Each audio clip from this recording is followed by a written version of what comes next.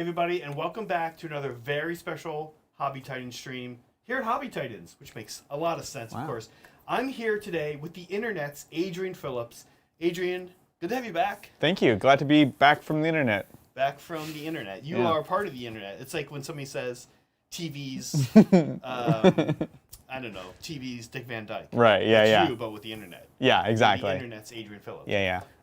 Adrian, what are you working on today? I am super excited to be here working on the Cruelgast Excruciator, better known to many as the Cruelmeister. Cruelmeister. And so I'm super excited. We all know that the new Nighthaunt book and the new Daughters of Khaine books are coming out, and so I'm super excited to bust out one of my favorite collections that's going to get some new love. So we're working on him, going to show how to work on Nighthaunt sorcery and kind of glow effects, as well as some metallic weathering that's well suited to any undead army. What about you? What are you working on today? Am I muted? To Zach is muted. Let's see, real quick. Here, tell them what I'm working on. Okay, we're like, hi everybody, my name's Zach and I'm working on my Doomfire Warlocks. They're pretty cool because I'm working on Daughters of Khaine. We'll show you them. And this is an awesome unit that did like mortal wounds and stuff. And so we're pretty excited about them. Yeah, anyways, this is Zach. That's not what I sound like, Adrian. Can't believe you did my voice. I wasn't muted. My mic was turned off. Oh, classic. You know what? You can't lose any races you don't run, yeah, right? Exactly. I am working on, I already told you. You already heard it. So, Age of Sigmar themed. We're super excited. You ready, Adrian? Yeah, let's do this. Let's get creative. Let's get creative.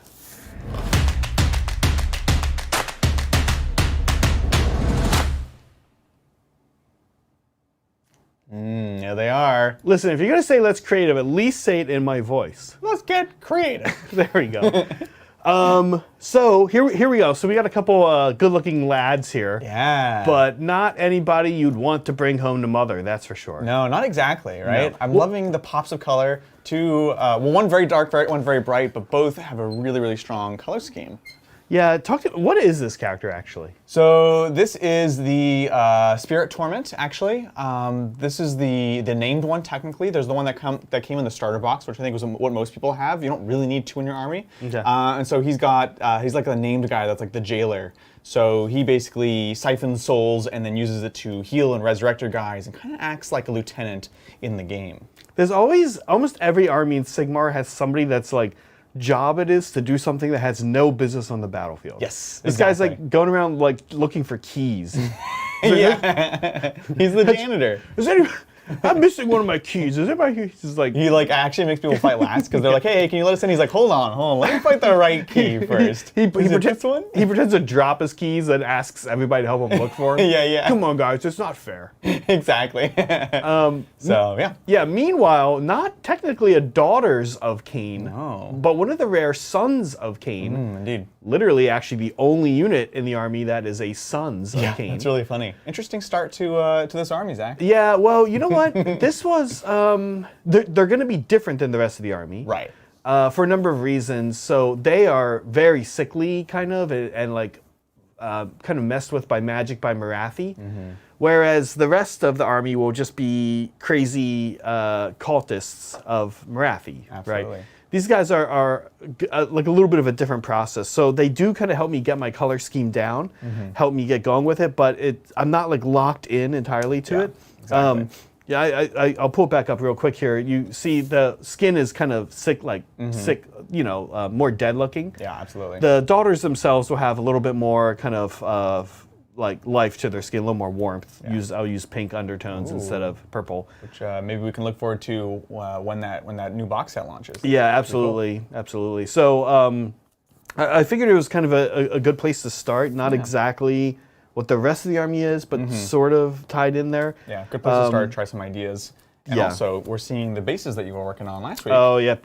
Take their final form with the model. It really brings it all together. Yeah, I was excited to get a model on there. So, with that taken care of, let's dive we on ready in. to get in? Yeah, absolutely. Let's talk to us about how you're starting. So Nighthaunt are an awesome army because they can be very, very easy to paint, but they can also be very rewarding if you're a skilled painter. And so this is kind of the ideal scenario. There are technical paints. We were talking about them yesterday, actually. Oh, right. Which I'm going to use today. Which you will use, actually, funny enough. And they're great.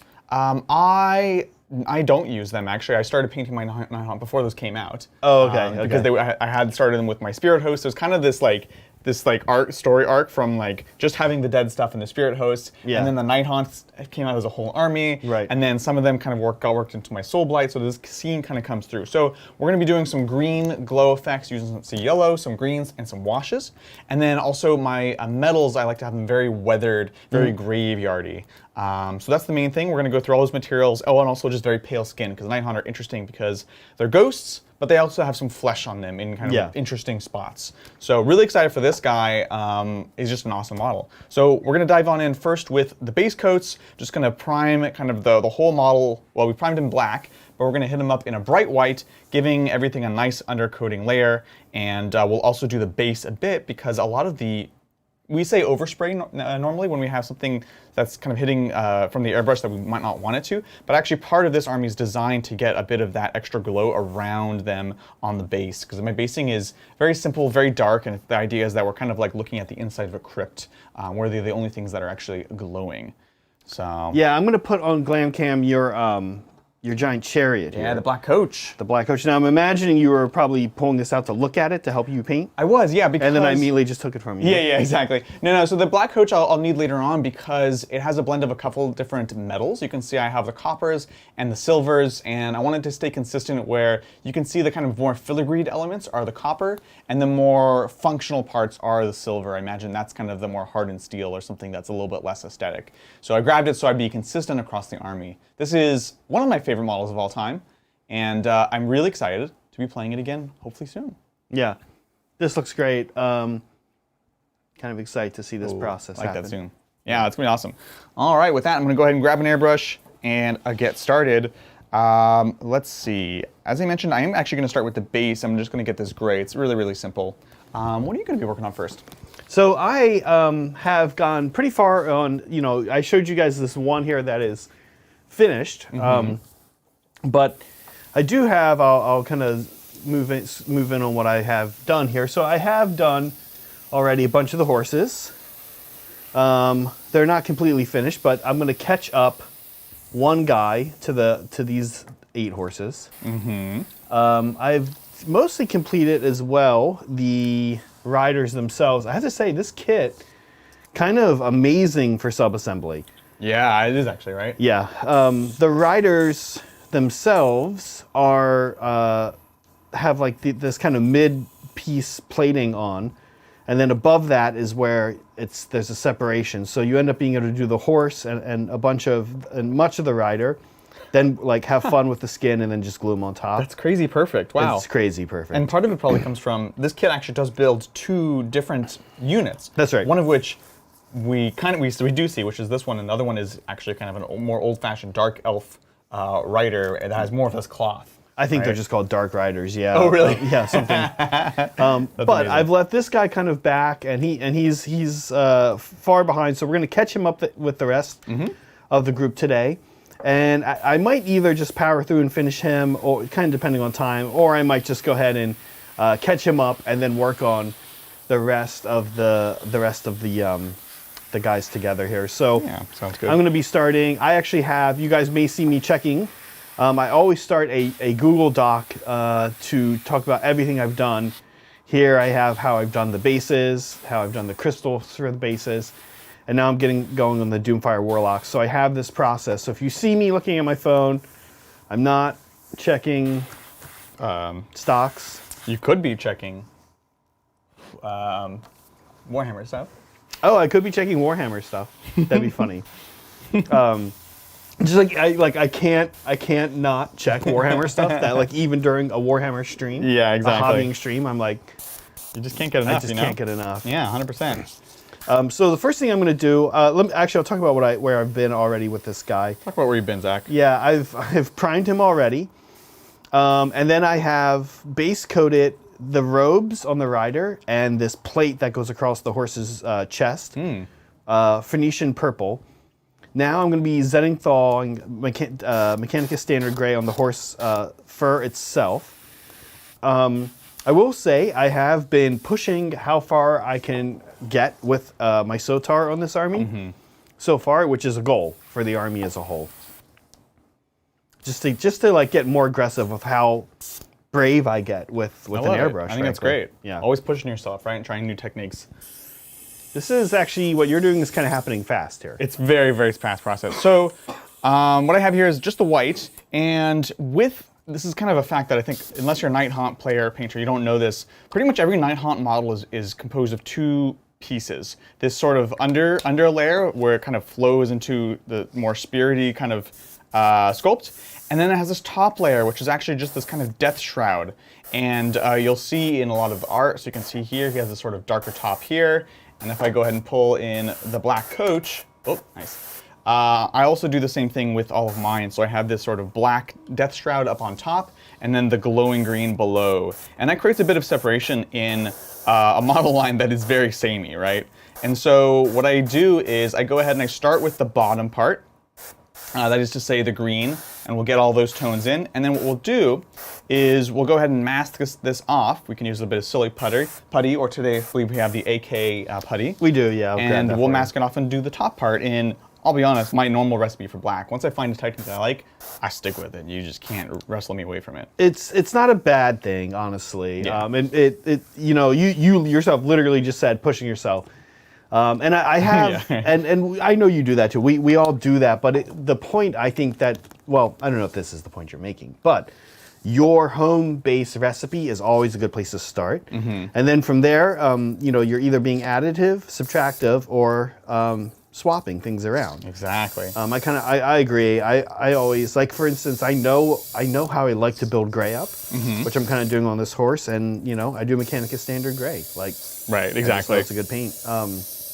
I'm very guilty of sticking with those same techniques. I think often it serves me well, but sometimes, it's like, oh yeah, that's an Adrian army, and that can be both good or bad. That can be good or bad, right? Now, I will say another thing I've been doing as I've been getting going on this army, and I'm actually literally going to do that right now in this step. I just did my kind of Zenithal Mechanicus Standard Gray on the horse's fur. Typically, I would do Administratum Gray and then Othron Gray, but I was like, what happens if I skip one? What? And one of the reasons I've been wanting to do this is because I've been wanting to make I really want this to be maybe like my best looking army I've done. Right, you want to push yourself. I want to push myself, and part of that means, like, are there steps that I'm getting really low ROI on? And sometimes I think that middle, like, when we're like, oh, let me just do 5-6 airbrush shades. Like, I've forgotten to do some on terrain sometimes, and nobody knows. And put the terrain pieces right next to each other and be like, oh, cool. I've been wasting like half my Saturday and a bunch of money. Remember I was talking about your crates the other day? You're like, oh, you have to use these crates, they're the right ones. I'm like, no, but these ones are so much better painted. I like them. And you're like, I was like, you didn't paint these other ones, right? And you're like, yeah, I did. And they're just as many steps. I was like, oh, well. No, the one just is weathered. Like, yeah, the one has like this like particular weathering on it. I'm just a fan, Yeah, I appreciate it. We do have a couple super chats, so we'll dive into some of these. Thank you, cool. John Shepard. Going to paint new avatar soon. Any tips for base coats to start working up that traditional flame body? Love everything you guys do. Keep it up. Thank you so much. That's a really good question. So I want to talk a bit about how I paint flames abstractly, and then we'll talk about how it kind of applies to that model. With flames, you kind of need to pick which way your gradient is going. Is this a flame that's going from very dark colors, and as you move outwards from the model, it's going to become lighter and brighter? Or is it something that is brightest at the center and getting darker as it comes out? And that actually can give you two very different looks. If you have one that starts bright and goes darker as it goes out, that gets this more foreboding, evil sense. There's more the going into the dark colors, the black, the red. That's more like dirty, or ashy sort of smoke. So I'll do that for my more like grimdark models or chaos models. So that's the first thing you need to decide. And then you want to think about what your workflow is. What colors are you working from, and how do they kind of layer on top of each other? So generally recommend you work from the inside going out. Makes sense. You're going to need to be less and less accurate as you go farther from the center of the model. So if you're going to do the one we just said, which is light to dark, do the whole thing, or at least the core of the model, very bright, even white potentially. And then you go to your next color, which is probably yellow, and you kind of airbrush or paint, going up to not quite the center, leaving a bit of that, but the rest is going to be yellow now.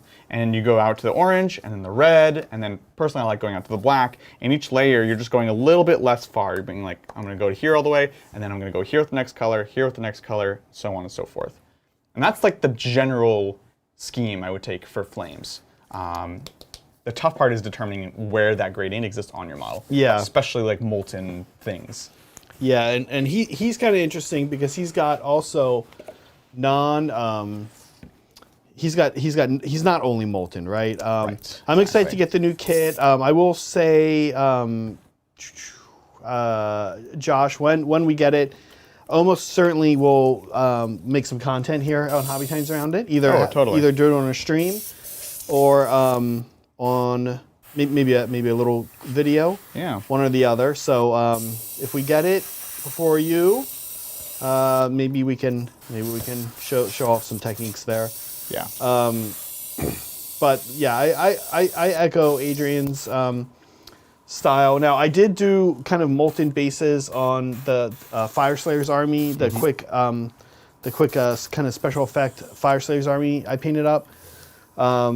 And there was a little guide I found that I really liked. And one of the big things that person did to make it extra vivid and bright is they were almost always putting white under what they did. Mm-hmm. And you know that's very good for orange. And it turns out it's good for... That's what we're doing here. And that's what we're doing here. So it turns out it's good for... the gander. Yes, And the yes, yes. Not to mention the goose. Not to mention the goose. So, yeah... What? You just looked at me so seriously when you said that. I was like expecting a real answer. It's true. Okay, should we see where you're at? Yeah, here? so let's see where we're at. So I'm doing all my base layers. This is his little, I don't know what this thing is. This is a cruciator, so this like hangs on his back. And so I've done just a base layer of a brown. In this case, it's light brown from Vallejo Model Air. And then I've done a bit of a highlight with khaki brown from Model Air. And you can see I'm hitting the ends of it, boom, boom, boom, and then also the center, so it kind of emanates from there. And I've decided in this case that I want to airbrush or use my base layer for the wood, and then we're going to go ahead and hand paint all the metals. Just makes sense for the kind of thing like where we need accuracy and where we don't need accuracy. Sorry, we're using a bottle of paint to point at things? I was, yes. It's Okay. very meta. Okay, yeah. I like this, you know? At first I didn't like it, but then the more I thought about it, I was kind of into it. It's very on brand. So all I'm just going to say is briefly, I think what I'm going to do is I'm going to go ahead and hit up some of these easier to access parts that are going to be silver with the airbrush right now. We're just trying to get things enough curing time so that when I come back to wash it, we're not going to have any issues. I'm going to do a quick pass to Adrian just to show, this is one of the horses that's mostly finished. You guys notice on his backside there's some speckling. Love it. So the way I am accomplishing that here is by painting it with after I've done Othra Gray. I'm going back with Mechanica Standard Gray and literally brush it, like putting little dots on him.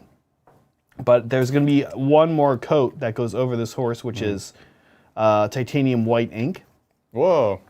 And that will kind of give if a lot of animals, the coloration on their fur is almost like under something else. Yes. So that will help create that look, hopefully here, Yeah. and that's how I got that. So I love it. You're painting a dark color over a light color, then you're airbrushing another light color over that. Right, exactly. That's generally a good thing you can do with washes, I think.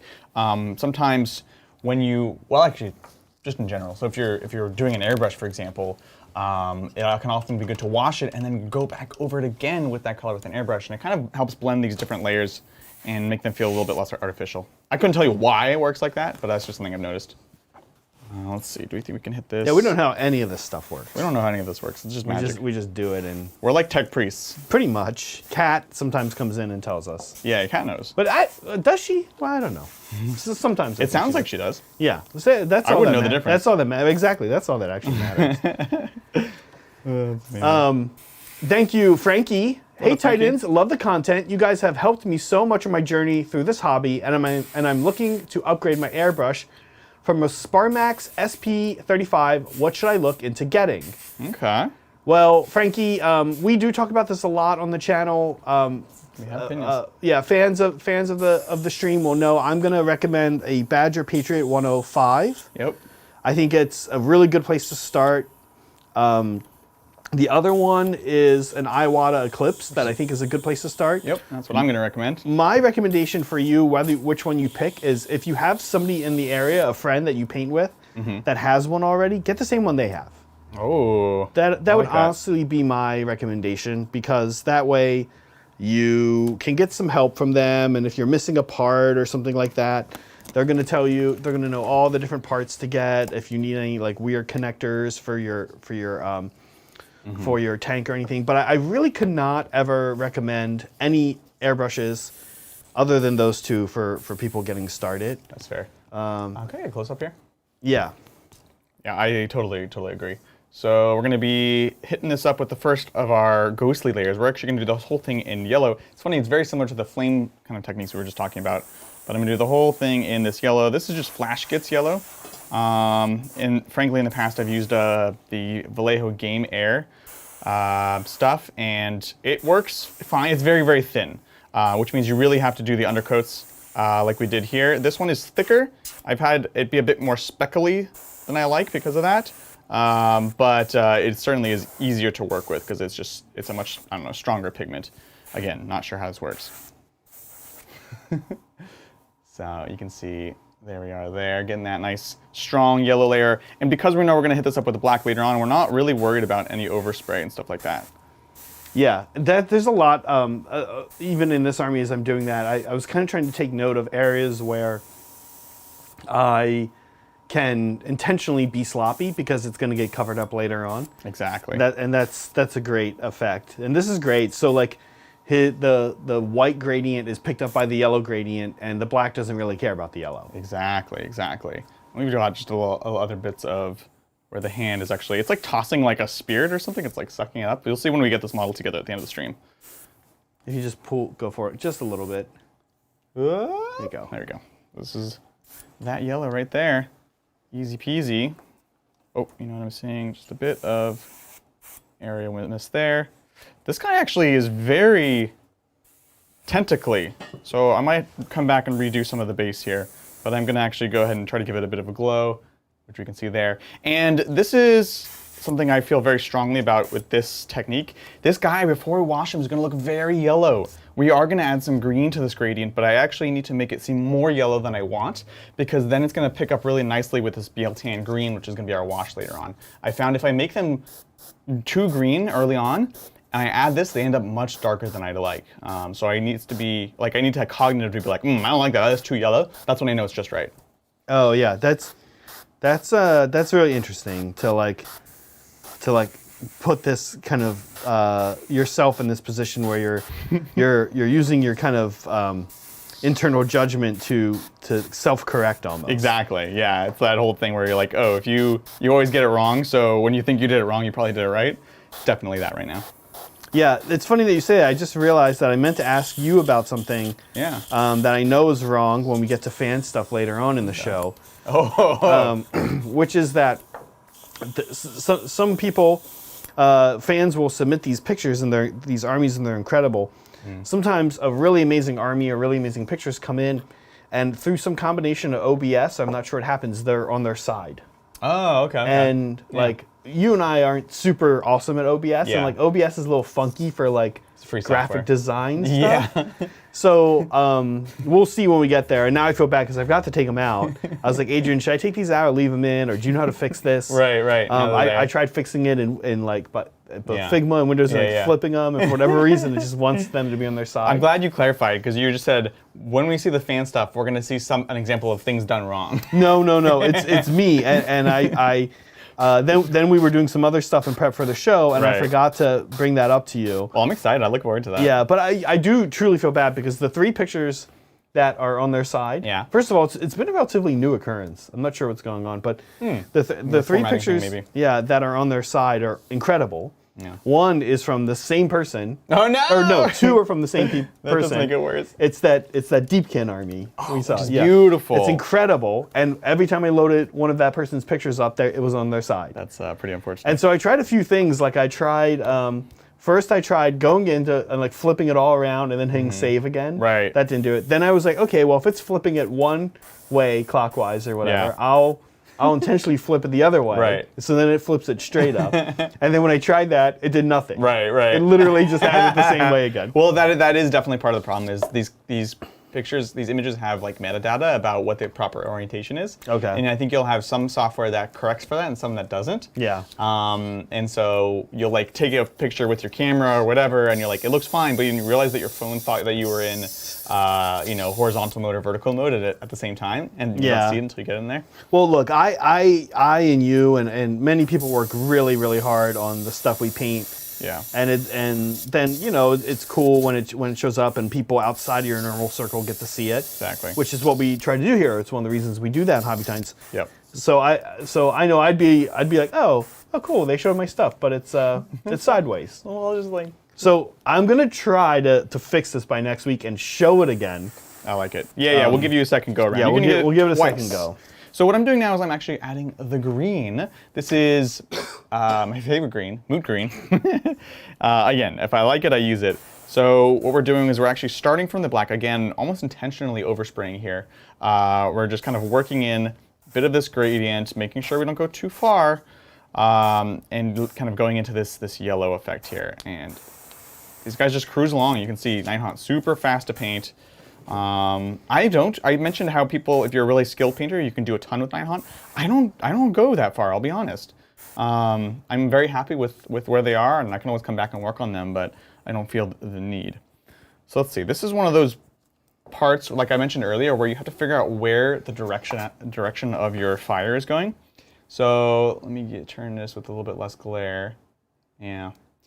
So he's holding this skull. No, that's worse. That's way worse. Is that better, guys? Am I helping? Yeah, I say helping. I'm helping. It's like slightly off. There you go. So he's got this skull and he's like sucking the spirit out over into his hands. So I think I like what they've done here, which is, do I like it? They have the lightest here going to the dark here. I think I like what they've done here. Wait, do I like it? I'm not sure. I don't know. Last year, Adrian, like 2019 Adrian, like this. Right? That happens sometimes, like right? When picture it. you take a little while to revisit an army. Yeah, exactly. Where's this skull? Okay, it's here, and he's holding it. Okay. This is good. What we're gonna do? We're gonna do what everyone else does and misquote. What's his name? The Occam's razor. And I'm just gonna use it to kind of teach whatever lesson I want here, which is I'm gonna make it the easiest as possible and just gonna go from green here into the yellow there. What is the Occam's razor misquote? So people say like Occam's razor is the simplest solution is often the best. And I remember at one point, someone like actually explaining to me like what the actual quote is and how it actually works, and it's pretty different than that. Okay. But again, I'm also plebeian, and I can't remember what that one was. All I know is, once again, I'm wrong. But so is everybody else. But so is everyone else. It's kind of like... Eat your cake and have it too? Yeah, exactly. Yeah, I'm like a big psycho about that. Crazy, right? I'm like a real actually kind of guy when it comes to... It's not...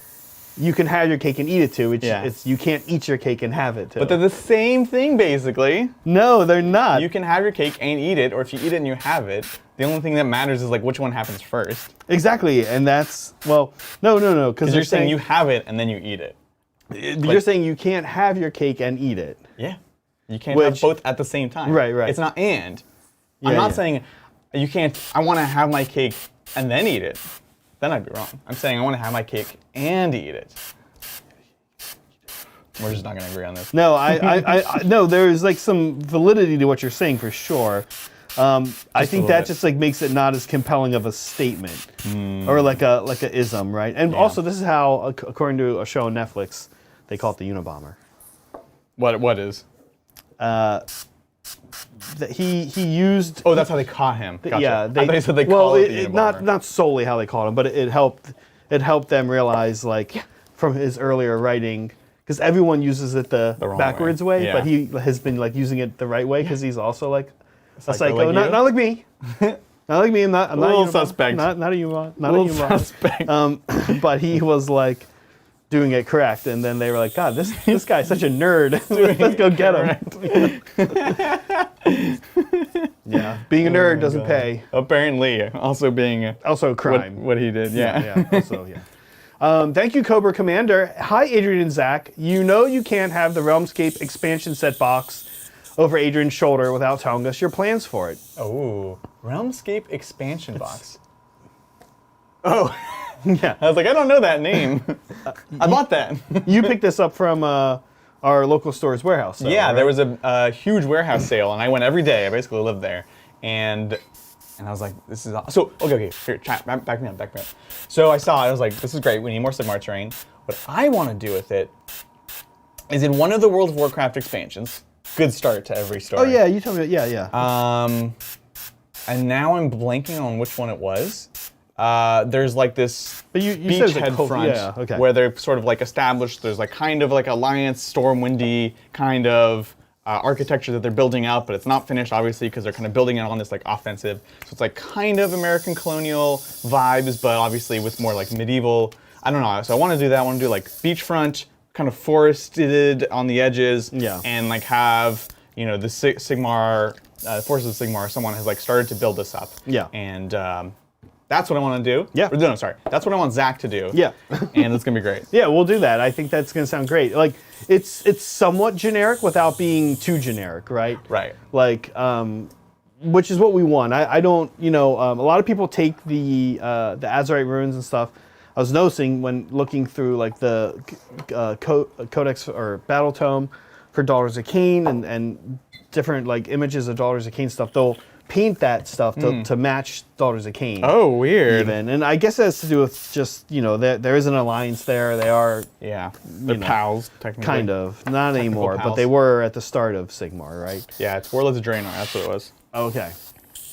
Yeah. That helps you, right? Yeah, no, well, you'll have to show me some pictures and I will. I I'll was go going to for put it. together a little, a little slideshow for me. what's the word? PowerPoint? Inspiration board? Oh, okay. Yeah, I can do PowerPoint. Pinterest? Well, yeah.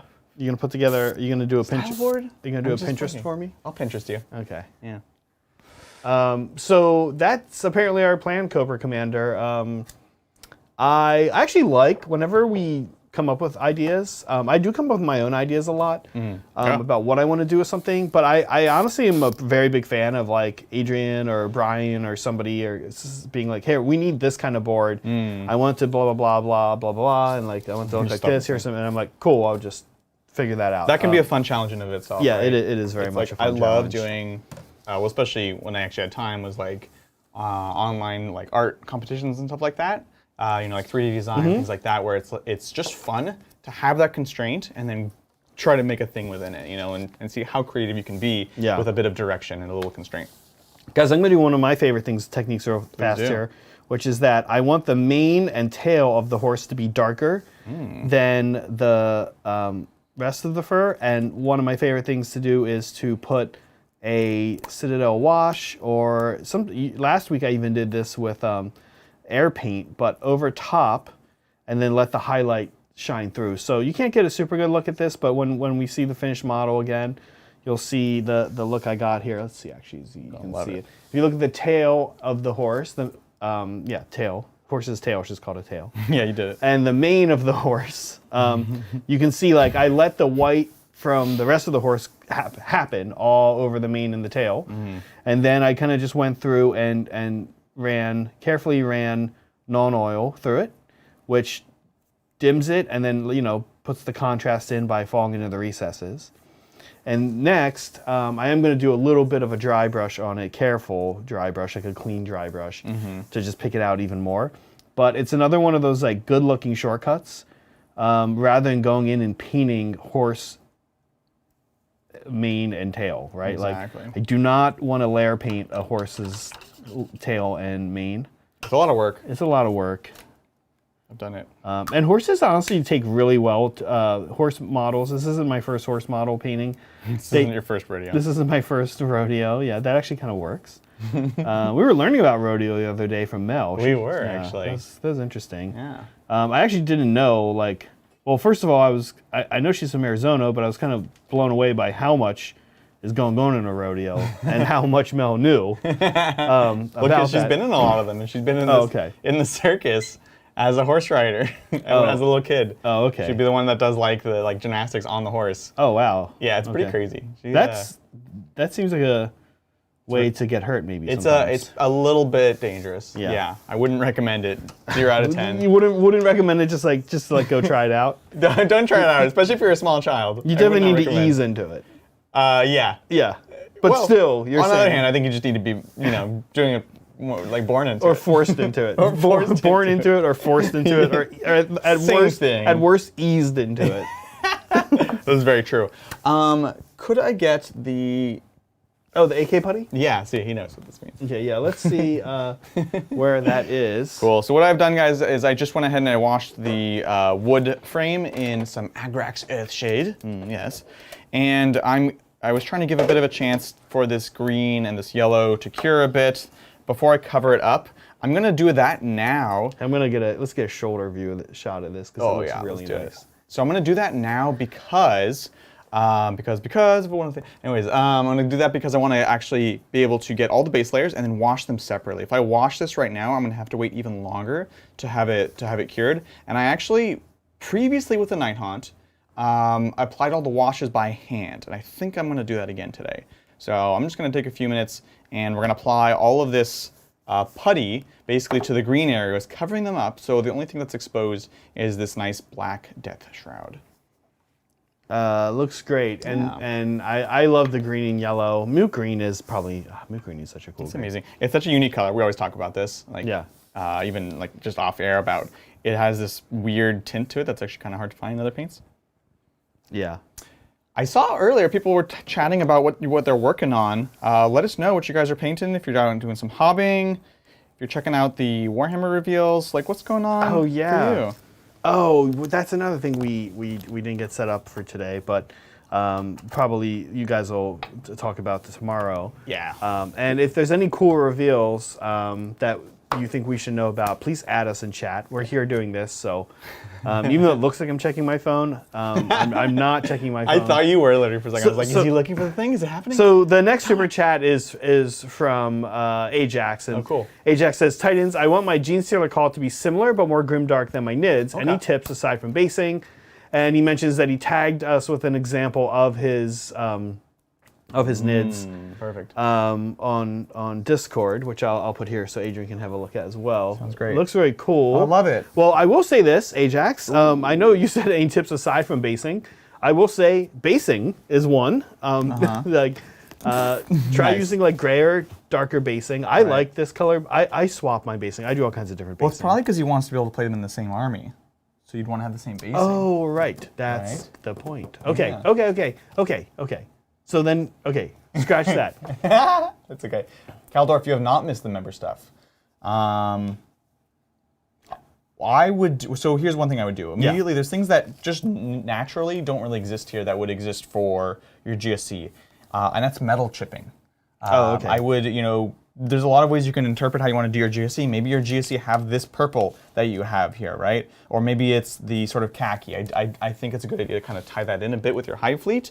But whichever one you pick, if any, get that chipping, right? And it doesn't have to be a fancy like product or anything. You can just get a nice sharp brush and take some silver or whatever it is, and then do some kind of scrapes and edge highlights and scratch them up a bit. So I think that's something that you can immediately do where it'll be more grim dark, more nitty gritty nasty, but it'll be something that's like, oh yeah, obviously the NIDS don't have this because they're not chipping the paint from their carapace.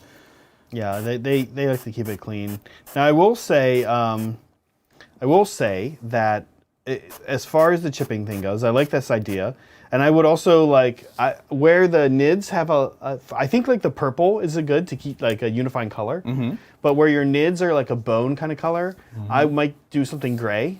Oh, yeah. And even to Adrian's point, one kind of idea would be we've done the chipping thing on the Hobby Titans. In fact, the last Hobby Titans we had before we had to go to the single show for a little while, we did that with the Tau Train. So if you go back, I think it was the first one. Anyway, about a month ago, there's one called Tau Train. go watch that one. We use the AK chipping stuff. I actually like those more than doing it with brush and like colors. Honestly, I just think it's easier. Yeah, that's fair. So for me, I would recommend that product, the AK interactive chipping effect. Yeah, Ajax, that makes sense. I wasn't quite getting what you were saying about the bases being the same. Yeah, you want to be able to use them as allies. Yeah. Or not exactly allies, but Right. yeah. Whatever the kids are calling disease. It's allies. So I would, color selection's big. I would say you want to pick one color. You want to pick one color that is a unifying factor. And then you want to have, I think weathering is good too, because like Adrian said, it's not something that Tyranids themselves would have. No. But it makes a lot of sense when the Gene Stealer call-ups. Precisely. Weathering, we love copper verdigris around here. Oh man, I'm getting into that. So we saw my Soul Blight on Monday. If you guys are Sigmar people, that was my first foray. Yeah. Thanks to Zach. Yeah. And it's actually the GW product is really easy to use. It's super easy. Surprisingly it's just easy. another paint. Yeah. So I've got my, I've got the glowy bits all masked up, so you can see it's just a giant black glom. And so I'm just gonna go ahead and hit this thing back up in black, reverting it to its former glory. And then this is gonna be my black recipe. So if you've seen it before, you know it. I'm gonna be doing it in black. I'm gonna take some gray, and I'm gonna hit it up kind of from some highlight points here and here. And then I'm gonna let that wait a little bit, and we're gonna wash the whole thing in some Drakenhof Nightshade, which is a blue wash. And then we can strip this whole thing off, and we'll do the green underneath. And then you get these two very distinct kind of materials. Do I need black anywhere else? No, I don't think so. Cool, cool. Well, thank you, Buons. Hey, whoop. Hey, Titans, have an Eisenhorn to paint. He doesn't come with the demon he summons. Thoughts on a model for it? Third party, GW, Kit Bash, or otherwise? Oh, okay. Yeah, it's a Cherubael. There's that model. It's like an older fine cast model. I don't know this. I'm gonna have to look this up. Ooh, it's a classic. We were talking about Inquisitor today. Actually, this is all kind of from that era. Okay. So he's kind of like a naked dude with, horns kind of pushing out of his skull, and he's all like chained up. So it's the Demon Host model, but the Demon Host model is very much inspired by Cherubael. I actually don't know what any of the things you're talking about are. Do you know what Demon Host is? And I've been playing 40K for maybe longer than you. I don't know. Well, like 12 years, maybe not. No, but not longer than me. Yeah. What edition did you start with? 5th. Yeah, I started with 4th. Okay. But the point is, I have no idea what any of this is. So you don't know what a Demon Host is? Do you know who Eisenhorn is? I know they're making that he's like maybe the show that is going to get made is about him. Yeah. I kind of he's an Inquisitor, right? So you know what an Inquisitor is? Okay, he's an Inquisitor. Yeah, and he's a very famous Inquisitor. Okay, and he's like the demon type. Yes, not the alien type or the psychic. No, type. he's Ordo Meleus. Yes, okay, so he hunts demons. Okay, and he has a demon host, which is something that more radical Inquisitors do, right? Because there's like a spectrum of how radical of an Inquisitor you are, and if you're very radical, you're gonna you'll literally use like forbidden artifacts, even chaos. You'll use the things that you're trying to destroy. Exactly. I know that versus like I know that there's like alien ones that like work with crew. Yeah, exactly, and that's like a pretty radical Xenos Inquisitor. Okay. So demon hosts are obviously more towards the radical side, where you actually have a demon trapped in the body of a person, and you work with them. You use them to like get your stuff done. Oh, so he has a buddy that has a demon in him? Yeah, well, yeah. Oh, cool. Yeah, that's basically what it is. Okay. So that's kind of obviously like an interesting point. Wait, does Eisenhorn have the demon in him? No, he has like some. I don't even remember who the person is or if that matters. It's just like a guy with Cherubael in him, and he's like, and Cherubael's like trying to get out. Ooh. Yeah, it's super dark. That's cool. Model-wise, I'm always a fan. Well, I'm always a fan of the ghouls from Sigmar. Having said that, they come in boxes of 20, so unless you can get one, it's probably not what you're looking for. What I would recommend is if you can get some Poxwalkers, because I actually have I have a Malefic Lord, which was the Forge World kind of Chaos Caster that I made from a Poxwalker, and it was the one where he's got kind of like almost like striped pants, and his like belly's kind of sticking out, and I took him and I actually just kind of suspended him. I gave him like some scrolls that he was kind of that were hanging down, that were actually the thing securing the model to the base, and so it looks like he's floating. And so it's very much like a Demon Host vibe. And I say that also because the Poxwalkers, there's a couple like snap to fit kits that are very cheap. There's certainly, you can get like a 1-off or 2 on eBay, and often a lot of them will have like cool like chains, things like that with them. Can I ask what kind of demon is in this person? Is it a Nurgle demon? Is it a Tzeentch demon? I don't know that we ever find out. Okay. Well, it's been a while since I've read the book, so I'm not sure. Okay. Maybe chat knows. Suggests an Urgul. Urgul would be good, although they're also tough to find. Yeah.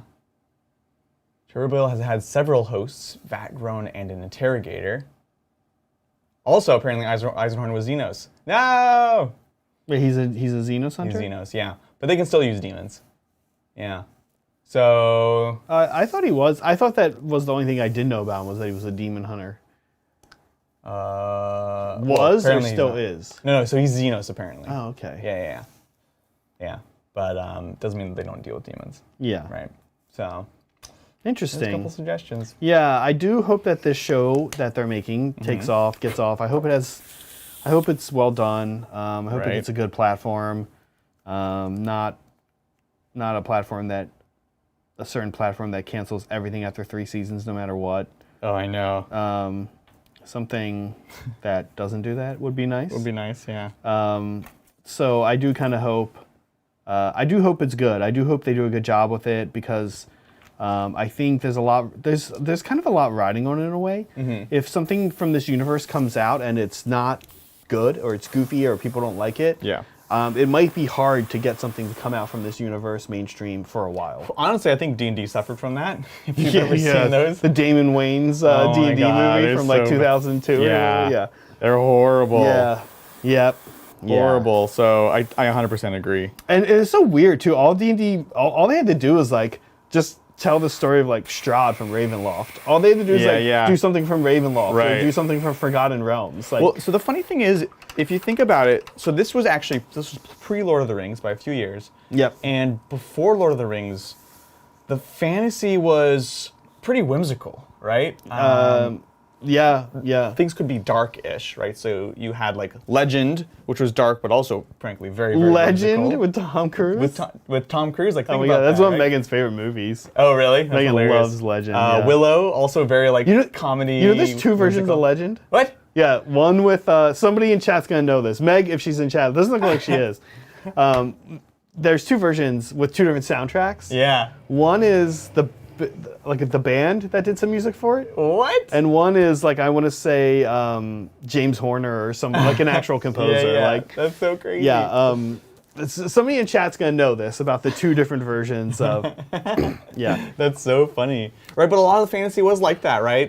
You had some. You had like Conan and stuff that was more like nitty gritty. But frankly, Willow, yeah. Like but even Willow was kind of like Willow's kind of silly. Like that one movie, I recently rewatched that with Mel, and I was like, this movie is so ridiculous. Has Mel seen it before? That was her first time seeing it. Yeah, I would love to hear Mel's thoughts. I was like, look, this movie's great. And I hadn't seen it for a few years, and I was like, oh, this is not what I expected. But she did enjoy it. Meg loves Willow, too. See, exactly. Yeah. So before Lord of the Rings, that style of fantasy didn't really exist. You know, now it's like everywhere. Every TV show is sort of it's big now. Even like the color grading and everything. So this is right. So I think you're 100% right. That's a really good point. I forgot about the really bad D&D. That's good. Movie. That's what I want. That's what they want. Us to forget about it. Yeah. Yeah, definitely. And it's a bummer. It is a bummer. But I think they kind of just generically made a movie that was called D&D. You know what I mean? Like, it's just like... It wasn't literally called, yeah. It wasn't like it was set in, again, like Ravenloft, or at the time, what was Dragonlance, like... Yeah. Yeah. Oh, Tangerine Dream, right. Meg is in chat. Yeah. So, there's 2 versions of Legend. One with a real soundtrack, and one with like a soundtrack by Tangerine Dream. That's kind of amazing. Yeah. Kind of better. And also Tom Cruise... will really shut down any conversations that come up about the movie Legend. Or Really? Being in it, yeah. Like, he does people not to want to talk about the movie That's Legend, hilarious. like that he was in it or anything. Oh my god, he's so young in it. It's crazy. Yeah. Wow. It's like it's kind of good. It's like a good like Saturday afternoon movie. Yeah, or like if you're really into like art films, you know, it feels very art filmy, but it's like pretty incoherent. Jerry Goldsmith wrote the lesser version. Yeah, I guess it is an art. It feels like an art film, but not like an intellectual one. Right. I don't know, but anything with Tim Curry is totally fine with me. So. Oh, that's right. It's him in it. It's Tim Curry, man. That's the main reason to watch it. He is fantastic. That role was like written for him. Oh my gosh. I kind of everything Tim Curry does. Like you don't really audition Tim Curry. You cast Tim Curry. You cast Tim Curry. No, you don't actually cast Tim Curry. You write for Tim Curry. Yeah. I have this this fantasy of yeah, I know. It's gonna happen one day, but I want to have a birthday party or host a party it's a dress up party that's Tim Curry themed. You have to come as a Tim Curry character, and you get points based on the more obscure. You'd be like, oh, I'm Tim Curry as the magician from Lark Rise to Candleford season 3, and you'd be like, oh, yes, you don't even know Tim Curry. I'm Tim Curry from Command and Conquer Red Alert 2 or Red Alert 3, and when he plays the Russian general. Oh my gosh! Like the voice he does in a video game? No, because Command and Conquer. Oh, they actually Red Alert, made it it's look the like horrible thing where the original games were made years and years ago, and they had live actors. Yeah. And they actually had a couple of pretty big actors for number 2, and then number 3, which came out in 2010ish. Tim Curry plays a Russian general, and it's not amazing. It's actually terrible, but it's still Tim Curry. Yeah. Oh man, doesn't sound great. Anyways, I could go on about Tim Curry. Thank you, Matt Baker. Evening, gents. Working on a Death Guard kill team, can't decide on weathering. What are your experiences with Nurgle Rot, Typhus Corrosion, and Nighthaunt Oxide? And which would you recommend? Other Death Guard tips. Wow, this is very timely. Yeah. Well, you wanna jump in first on this? Sure. I say that because as I watch you paint a Nighthaunt model, now I can stop at any point tonight. Yeah. But I'm like, Adrian's going to be done a Nighthaunt model in 40 minutes. I was trying to be good because the last few times I came on the stream, I was like, I'm going to paint 5 models. And then today I was like, I'm just not going to do that to myself this time. And just enjoy painting one easy model. Yeah, so this is for Nurgle stuff. For me, it really depends on what your core color scheme is. So for example, my Death Guard are in that sort of khaki-ish color. And so a lot of my corrosion will be using orangish kind of rusty paints. I just did it using traditional, just orange and rusty colored paints. So I didn't use any of those techniques. As I mentioned, I just started using Typhus, Nighthaunt Oxide. Yeah. And I used it on both silver and copper, was super happy with it, super easy to use. And that was one of the many things I asked Zach a bunch of questions on this, which you actually did a stream on it, because I wanted kind of the most accessible option, to be honest. Yeah. And that one was super, super easy. I have Typhus Corrosion, but I haven't used it.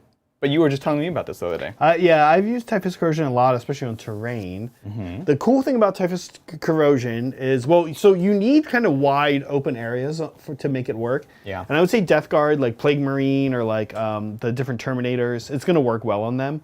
And especially their vehicles, like the Plague Burst Crawler and stuff like that. You get these kind of open sweeping areas where you can do that.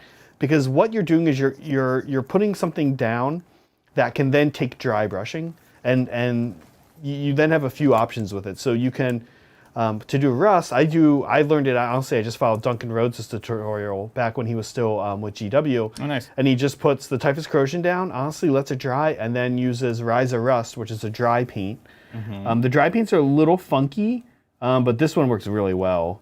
They all work really well. I just kind of struggle to find a use for most of them. But this is a good use for it. So it's literally Typhus Corrosion, let it dry. It doesn't take too long to dry. And then Rise of Rust. Now, Matt, you do want to make sure you don't use a nice brush on Typhus Corrosion because it's going to ruin your brush. And it's also going to put a lot of sand and grit in your water pot. And so then you don't want to put another brush in there either. So it needs its own brush and it needs its own water pot. But that technique works really well for rust. a good point. What I like to do also is wherever I'm about to put the Typhus Corrosion, I first do like Reikland Flesh Shade. Again, kind of what Adrian was saying, it depends on your colors. But I like to put either like, I like to like outline where the Typhus Corrosion's going in a larger area with some kind of brown wash, right? So let me grab a pen super quick while we have the top down. Yeah. I'll kind of show you what I mean, Matt. So like if you have, like here's a Plague Marine's foot, right, like this, and it goes up like that, okay? And then there's his knee pad. Do you have a darker pen, a thicker pen? Yeah, there's like permanent markers back here. Yeah, I can grab you one. How about maybe this will work better. Yeah, there you go. Or there's also like a big box of Crayola markers back here. Dude, I was hoping you'd say Crayola crayons, but yeah, that one works well. Okay, so there's your Plague Marine, Okay. and then what you can do is first you're gonna like, if you have an airbrush, I don't think Matt you're airbrushing if I remember correctly, but first like you don't actually need to use an airbrush at all. Like put Agrax or whatever you want, right? Agrax is a little more neutral, and or Reikland's a little more red. Reikland's gonna look great with green if you're doing very green Death Guard, and Seraphine's gonna look great with purple if you're doing more purple Death Guard. So there's like where you put the wash, and then you only go the Typhus Corrosion like up to here. Okay, so you kind of leave like this. It makes it look like it's like, you know, here's the mud and the muck, and then here's like the stain, the capillary action, right? So then you do that, and then you rust down here. That's something I like to do with Typhus Corrosion. I've done that a lot with terrain. So that, I don't know, I do like that a lot. I have not used, what's the other one you said? I haven't used Nurgle Rot, honestly. Another one, a couple other ones I like for this kind of weathering and yucky effects. Get yourself a good gloss, because it's nice to make like poxwalkers, like their innards and stuff falling out. You're just doing a kill team, so I'm not sure like what models that entails, but it's nice to have like their innards glossy, and then so you do that of course after you varnish. It's like it's the last step. Exactly. I'm gonna do. Good luck. Good luck. I'm gonna do a reveal. Oh, let's do a reveal. We're gonna strip this off, removing like masking. Okay. This is like my favorite thing to do in the whole wide world. Hopefully I don't break the model. It feels very, very stuck in there. Yeah, and Nighthaunt, you know, they're no Death Guard. They're no Death Guard, that's for sure. All right. Oh, look at that. That's nice. Yeah. Beautiful. I think this is a great army when people are talking about maybe getting into Sigmar. I think Nighthaunt is a really good choice right now. Yes. Like I would highly recommend this as a choice to get into, because we know their book's coming out. Yeah. All of the new books have done such a good job of just taking the army and not making anything kind of like weird or scary or like broken, but they've just been like updating the army for the new edition. Exactly. And so I think you can kind of expect that with this. This is a reveal. Used a lot. Used the whole thing almost. It's so not snappy. I think I need to pull it faster. You do, but then you risk kind of breaking. Yeah. Right? No, fast is the way. You're right. I think my silly putty at home is a little older, so it separates faster. Which might be better. In some ways, it's more interesting. Aged silly putty. Yeah. No, I totally agree what you're saying about Nighthaunt. I think it's a great time to get into it. It's a really accessible collection. There's so many starter boxes. The models are really affordable. This collection means a lot to me, actually, because I got it when I got engaged. That's right. That's right. We got married. Mel and I got married down in San Diego, and I had my bachelor party down in San Diego with the Frontline boys, and so it was cool. They like took me to the studio back when it was there, and I show up, and they've got this the line had just come out, literally brand new, and they're like, "Here's a box of everything." I was like, "This is like incredibly nice and unnecessary," and so now I have this connection of like, this is the army I got like right before I got married, and so I'm excited to be returning to it, because as you guys know, we haven't been able to play it too much on stream. Tried a few times, but yeah. Yeah, it's tough because they're kind of cool special. Oh, it looks cool. Pretty cool. Yeah. I see a couple scratches I put, but I'm happy with it. That looks amazing. Yeah. I'm just going to go ahead and wash it with some BL-Tan green. Yeah, it's a cool army because I think there's a lot of ways to paint it. The Nighthaunt Gloom, I haven't gotten to that part yet because I was working on the horse, but I will show that off here in a minute. The horse is, well, not almost done, but I'm getting there. Yeah, the Nighthaunt Gloom paint is pretty cool, but I really don't think you need it, if I'm honest, to like get these cool effects. No. And plus, like you said, it does kind of lock you into a particular color. Right. You can play with that a little bit by airbrushing over top of it, which is actually what I'm going to do. But still. The weird thing is, though, because like, so the Nighthaunt Gloom came out before Contrast, I believe. And so it was one of those it was earlier technical paints that was like trying to make things easier. Because, yeah, like Nighthaunt with an airbrush, it's great. It's easy. But what happens if you don't have that airbrush? And I think that the hex... What is it called? It's called like Hex something, right? Hexwraith Flame, or I have it back here, the like green that. one you're talking about. Yeah, I think it's supposed, like ideally it's good for accessibility to be like, hey, you don't have an Hexwraith airbrush? Flame. Hexwraith Flame. That's what it's good for. So, but I think we also, having said that, do now have contrast, and there's lots of ways to do that. You can see what I'm having to do here is I'm avoiding any pooling. And so I've applied it across the whole model, but now I'm actually pulling a lot of these back, especially towards this greener part, because this is the darker part of the gradient. I don't want to cover up. You can see how fast all of that yellow has disappeared. Yeah. And become this This green. looks amazing, Adrian. I'm really excited to, I'm actually excited to get these two armies playing each other. It's going to be awesome. Yeah, it's going to be cool. Ugh, cannot wait. Now, speaking of Sigmar, we've been doing a lot more Sigmar on the channel. And we thought, since Adrian was painting up a little character today, that we would go through and talk about our top 5 favorite Sigmar characters each. We would each name our favorite Sigmar characters, and there's a little bit of a catch here, which is we did Little Guys edition. Little Guy edition. Meaning characters that have like, I think we said 10 or less wounds. Yeah. Not monsters. Not monsters. Not We're at that bracket right before. Yeah. You want to go first or should I? I'll go first, sure. Okay. Here we go. So let's take a look in. This is in no particular order. This is Sigvald the Fabulous. I think he's supposed to be called Magnificent, but that's just a typo on his name. It's the Fabulous.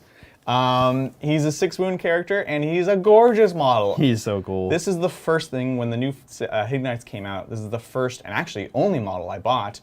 I was like, you know what? I can't really get the rest of this collection right now, but if there's one model I want, it's this guy. He's so cool.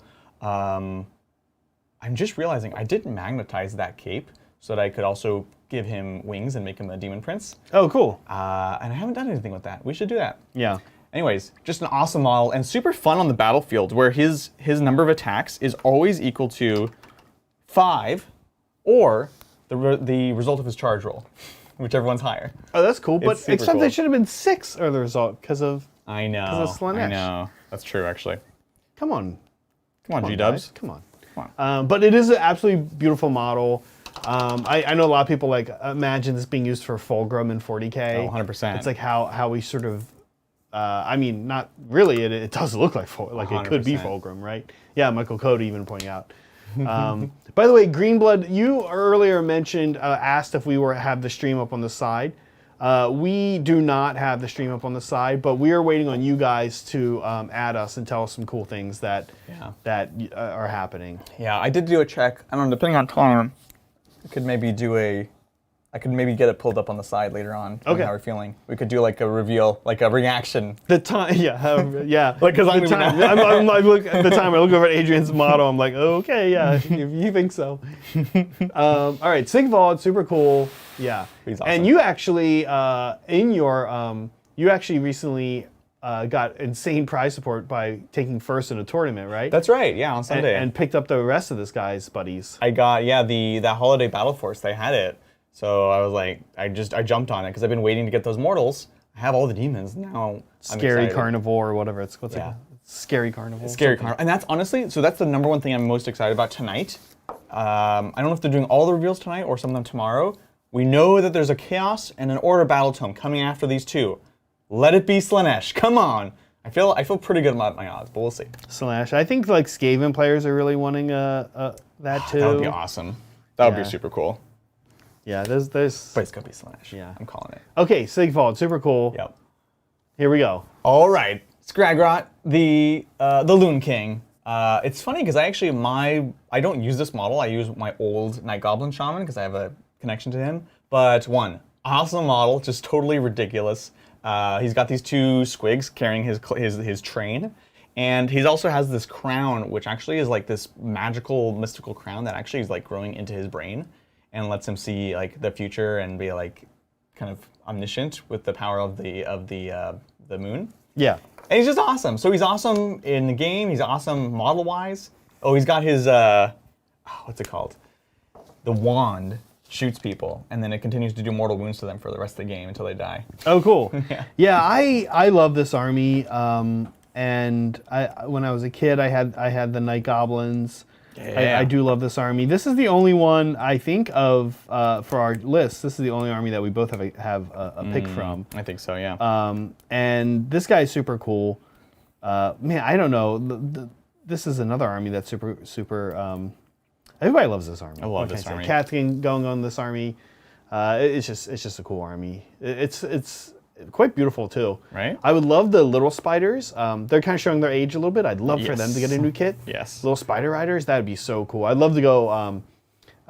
Like we have enough. We have enough in the studio of these guys, but I'd love to do an all spiders. So oops, all spiders. So I do have 30 at home. Okay. So we should maybe jump on that. But I don't want the old. But Zach, we have 30 of them. I know, but the old kit is so Static. It's so. Let me tell you, it's got the Vespid issue, it right? definitely fits on that square base, like Yeah. rigidly inside the bounds. Yeah, exactly. That's the thing. Yeah, that's Skragrott. Okay, that's Skragrott. Super cool. Okay, here you go. Ooh, Belladama. I think this is probably literally, if Meg is home painting right now, this is probably literally who she's working on right That's now. right. Yeah, it's just an amazing model. 3 models really. She is scooting right underneath the line here at 9 wounds, I believe, and so characterful, amazing backstory, and just an awesome model. I don't know what to say. I just finished building mine, and I'm super excited. I love the Vickers Dynasty, like how they just kind of came out of nowhere and were like, GW was like, hey, here's this, and here's all of these characters, and they're like this like. I haven't really read enough of the story about like the relationships between like how do they all get along? Are they a family? Is it like a family dynasty? Yeah, thing? That's their last name. It's literally a dynasty, and they have this curse. Like all pretty much all vampires have some sort of curse on them, but they have this blood curse where they act like the most civilized of the vampires, right? They're all like dressed up. Wait, really? Yeah, I mean look at her. She's all fancy. But they're like constantly fighting to like keep within like this beast of this rage of the beast, and so that's why they're like literally like werewolf vampires basically. And Radikar of course is part of them, and he starts in like relatively human form and then transforms into like full-blown werewolf later on. Yeah. Because spoiler, in Cursed City, those dang heroes are doing their adventure in Ulfenkarn, which is the home of Virkos. Oh, okay. And they run him out of the town. And so that's why when in Cursed City, you're actually fighting against baby Radikar. Oh, I should have put small Radikar here. Oh, dang baby it. Radikar, yeah. And then he gets driven out of his home by the players, and then he gets taken by the Black Rage basically and turns into big Radikar. I see. Chattikar. Chattikar. Yeah. Okay, interesting. you We played Chattikar on Monday. If you guys are fiending for some live stream, well, it's not live anymore, but Adrian and I did play. It was great. Chattikar was scary. I kind of stayed away from Chattikar. He's so scary. This is pretty much stayed away from him. And that's on Stonehorns. Stonehorns want to stay away from Chattikar. I know, right? Okay, here we go. Oh, this guy. Yeah, Engine Master with dirigible suit. Look at him. We were talking about, this is one of the first models that they came out for Sigmar. Yep. And it was just this insane preview of the things to come. We're like, wait, is this what fantasy is? Yeah, so it was like Stormcast, right? Yeah. And then after Stormcast, I think this was one of the first lines. Yeah. Well, it was like, it was Stormcast and Khorne at the same time. And everyone's like, cool. All right. Okay. And then they're like, hold my beer. Yeah. Just these crazy steampunk dwarfs with the balloons. And they're like equal parts silly and cool. And I couldn't decide on launch, and I still can't decide today. I'm like, I don't know which one they are. Are they cooler or sillier? And it's both. And it's awesome. A few months back, you and I played one game where you played these guys against me. Yes. And this guy was the guy. He's a beast. He like, you have like all these giant like like, I know I'm supposed to use the word dirigible, but that sounds like such an actually word to me. You have all these giant blimp ships. Yeah, yeah. And I was like, God, this is gonna be scary. But then this guy was the one like just wrecking, like just like kicking off like 2 Mournfangs a turn and just like He's just got crazy. this entire weapons array, like literally in Sigmar. This guy has not just a gun; he's got a million guns, and he's also, as per the tradition of the dwarfs, I give him this general trait, this command trait, where he has a grudge against someone. I pick one of your characters, and it doubles all his damage. Yeah, which is big. From the Book of Grudges, as Bridget would say. Yeah. So super cool, super fun. Yeah. Yeah. That is Endrin Master with dirigible suit. Endrin, yeah. Endrin Master. Okay. TM. Here he is. Good old Sloppity, you know, he's a classic in 40k and Sigmar. I don't even remember what he does in the new book, but I just love this model so much. Well, he has the different songs, including the right. gross fart one. They're really, really powerful. They're pretty good. Yeah, and it's just everything that I love in Sigmar. It's like so silly, but gross and humorful, but textured and nastily. It's textured awesome. is a good word for it. Yeah. Yeah, Sloppity is pretty cool. And I don't know. There's not much to say. This is a cool army in general. The new Magakin is a really cool army. Yeah, they're super cool. Okay, I think that was all 5 of yours. I think that was all 5 of mine. Yeah. Well, we could check if it goes back to. Yep. There we go. go. That's my 5 heroes. Five little guy heroes. Little guy edition. Little guy edition heroes. Awesome. Okay. Are we missing anything? Necromunda first. Oh yeah, cool. I have to say, I was telling Adrian, I was like, Necromunda has not been a game that has called to me. I did play it as a kid. Right. But when the Ash Waste, they teased the first guy a little earlier this week, I was like, wow, I might actually play Necromunda. I might pick up this this gang. Looks super cool. Very into this. Okay, fun. Good to hear. Okay, Zach's top 5 favorite Sigmar characters. I love this guy, Brian, and his Sigmar army has 5 of the, or like 3 of these? Not 5. You thought they were like a unit at first. I thought they were a unit. They're cool. It's a giant dude with a giant bow, and he's got his little ether wing buddy there. In game, they're just kind of cool. They're like this. Well, a lot of this storm caches do look cool, but it can be hard, I find, in the line to have breakouts. Lots of them just look like slightly more ornate versions of units and such. Yeah, that's fair. And I guess you could say this guy maybe is that with the prosecutors. But the giant bow's cool. The ether wing's cool. He's sort of like a prosecutor and a what's these ones we have behind her? Vanguard and a raptor mixed together. In game, he's kind of fun because he just, in an army that's not that fast, he's fast. Right, exactly. He doesn't feel broken. He zips around, takes a couple shots. Once per game, you can shoot like a special shot that goes anywhere in the battlefield. Really cool. So fun to play, right? Yeah, just a fun, like that's it. That's what it is, right? Just a fun model to play. And a joy to paint, I'm sure. Yeah. It's almost sad that we already have 3, right? Yeah. We have too many. Okay, I love this guy. It's always a flex when you bring furniture to the battle. It's in 40k. I looked. Osiarch Bone Reapers are similar to Necrons. Like, no kidding, they're the Necrons in more ways than one. They don't quite have the same level of, I don't know what the word is, diva-ness and kind of drama that they bring, that the Necrons bring, right? Like the infighting. That's honestly more Soulblight, right? That is Soulblight. Bone Reapers are just like this weird army, and their big thing is they're like, hey guys, we need your bones. Wait, really? Yeah, that's their thing. They collect bones. Oh, so they're not undead, technically. Yeah. They are Gollum. They're magical creations made of bone. Really? Yes. I never knew. Yeah. And so what the leader people do, like people like the Soul Mason, is they that's why it's called a bone tithe. So they have like all these different villages, and you don't know when they're going to show up. And like they might show up like hundreds of years later, and like, hey, we made a pact with the people that lived here 100 years ago, or like 1,000 years ago, that you guys would give us this many bones. Oh my god! And we've come to collect. That's crazy. And they're like, wait, what? We don't want that. Like, look, it's not a big deal. You guys have all these bones laying around. They don't have to be from living people, right? Yeah. And so they're like, this is how much bones you owe us. And so you go out and you get all your bones. Like, oh, it's not enough. So it looks like we have to get some bones from living people as well. That's like what they do. What? That's so cool. Yeah. I never knew. So they're not IKEA undead. They're not exactly undead. They're just like collections of bones. That's so funny. That are Yeah.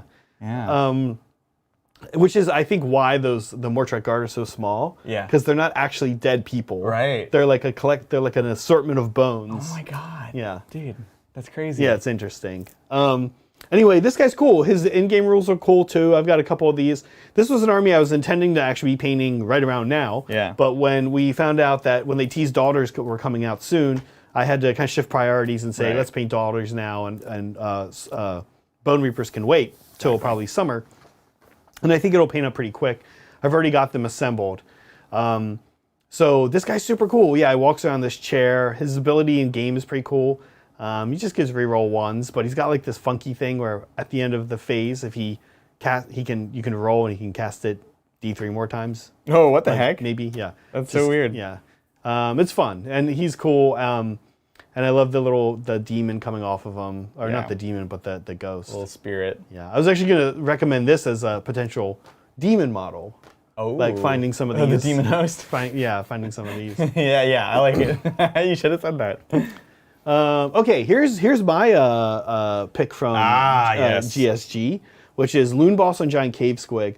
I've been playing Adrian's army when I was teaching people how to play Sigmar. So either I play it or I let them play it. Because my Beastclaw Raiders are just silly to play against, like for a learning game. Yeah, also regular games. Adrian has some Beastclaw Raider trauma. I do. They are, but you're right. They are like not a good experience. It's not like traditional Sigmar. It's not giving you like, this is the game. You're like, no, this is not the game. I mean, look, in some ways it is a version of it, right? There are crazy lists, especially with dragons out now. Oops, all dragons. Oops, all dragons. So there is starting to be more of that. But the point is, I brought this guy, and I just love him. I love a good small hero that's just like got a cool mount. Yeah. He's kind of essential to the gameplay too. Like he gives them the +2 move in a bubble, which I think it's more than that. It's +3. I think it's +3. Yeah. Because the squigs they move randomly. They move 2d6 generally speaking. 3d6 if you're a big one. Right. But when you think about 2d6 as a movement rate, it's scary. Yes. But when you think about 2d6 +3, it's actually quite less scary. It means your minimum is 5 Which with is fine. fly, and it's like that's not bad. Yeah, 100%. Like you're often going to be hoping for closer Yeah. to like 12, 15 or whatever. But Totally. it's not a problem if you've got the +3. I want a Mournfang guy like this, like just a little ogre, not a little, ogre. Yeah, I just want like an ogre and a Mournfang. I always want my big boss guy to have to be on like a big stone. Yeah, no, I get So you. I'm always envious of these little, like single dudes on a single kind of small, reasonable mount. Reasonable mount, yeah. You just have your SUV. Yeah. Okay, this is also one of my favorite models. This is one of my favorite armies as well. Classic. I hope to get to this army. I'm saying maybe next year. Okay. If I did a 4th Sigmar army, it'll be these guys. Which you will. For sure, yeah, I will. I love this army, and I love this model. It's relatively new. He just looks beautiful. I've seen so many awesome versions of this model painted up. They almost always look beautiful. I don't know. I don't know what to say. He's super cool. He's gorgeous, and he's still very classic. Yeah. He's not actually one of those older models, but he's still very reminiscent. Well, there's the skink priest, not the star priest, but the priest. Right. And he matches that quite well, and that model's very old. Yeah, exactly. But it's sort of weird. It almost breathes life into that model. Like when you see the two of them next to each other, you're like, oh yeah, fine. this guy's way more dynamic, and like the feathers are actually separated rather than being in like a clump. Hey, it's the cloak of feathers, okay? It's the cloak, but it's still it's I don't know. I love this guy. I love the story behind this army.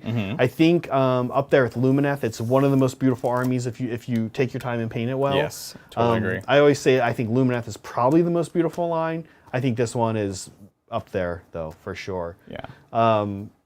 Okay, last but not least, and definitely not least, because I really wanted to find one that was just super, I don't know what the word is. I'm like forgetting which one it is. I'm curious. Yeah, just Okay. Oh, here she yeah. is. This is a cheating one. My future wife, Marathi Khaine. Technically, little Marathi. Yeah, this is little Marathi. Little Marathi herself, super cool looking. Yeah, she's She's cool. just like pointing a spear and just, yelling at She's whoever. like, that- die, mortals. Yeah. She herself, super scary. I'm so excited to paint this model up. I have assembled her. She's ready in a group of characters that will actually be one of my first waves. Yeah. I bought 3 Start Collecting boxes. Actually, I bought 2, and our super fan Melody sent me one. Oh, nice. And so I almost have too many of some characters, which is a good thing because I'm gonna kind of test some paint schemes out. Oh, cool. But I only have one Marathi, so I want to get that right. And this model, along with, of course, the giant Marathi, really a centerpiece of the army. Yeah, 100%. Super cool. Horrible ability that everybody hates, which lets somebody do something in the hero phase. Oh, I thought you were talking about the fact that she can only take 3 wounds in a phase on 2 separate models. Oh yeah, that's a little problematic. That's also horrible. Yep. We'll see if these things change in the new book. I wouldn't be surprised for them to remain very powerful, but have something that feels a little more, a little less game defining, quite frankly. Because when this model is in a game, like the game revolves around it. And I will say this: that's kind of the theme of Marathi, right? Like she expects the world to revolve around her. That's like the theme of Archeon as well, right? So like a lot of these people, these gods, and Marathi is like a recent god or like a god ascendant on her way up to becoming a god. But it's super cool. She is cool. I think there's a lot of play around her, but I think the new book will do something. We'll see. Yeah, I hope so. Yeah. I hope so. Do you have Balthazar Gold somewhere? Oh, I do have that. Cool. This Screaming Bell is a little too copper for my taste. Oh wait, I have it in air though. In air? It's gonna be thin. It's very thin. This? What the heck? It says the words you just said. It says it, but it looks brown. It says the words you just said though. What the heck? Yeah, I actually use that. I actually use the air. You know how we like to wash purple over gold sometimes? Yeah. I actually like to, in fact, here, Let's see how this... on this guy, his sword right there is Retributor Armor base coat paint. Now, the gold on the horse and on his braces and stuff like that is then washed with purple. Yeah. But his sword is Retributor Gold, or Retributor Armor base, and then I pretty much use that air paint to do a thin layer over top. Wild. And it leaves the edge highlight and everything. Huh. And that's what that is. Yeah, you can have it back. Yeah. Well, Screaming Bell, not so bad. Yeah, Screaming Bell's looking pretty good. Well, I'm going to wash it too. Normally I use Brassy Brass, which feels a little less red than this. Brassy Brass, did you just say? Brassy Brass. You know Brassy Brass? Is that? It's a Vallejo color. It's Brassy Is it really? Brass. Is that really what's called? It's literally called Brassy Brass. Oh, it's amazing. I love it. But anyways, I love your list. Yeah. It's very, very stylish. Well, I love your list too, Adrian. Oh, thank you. Thank you. I'm almost finished with this horse. Heck yeah.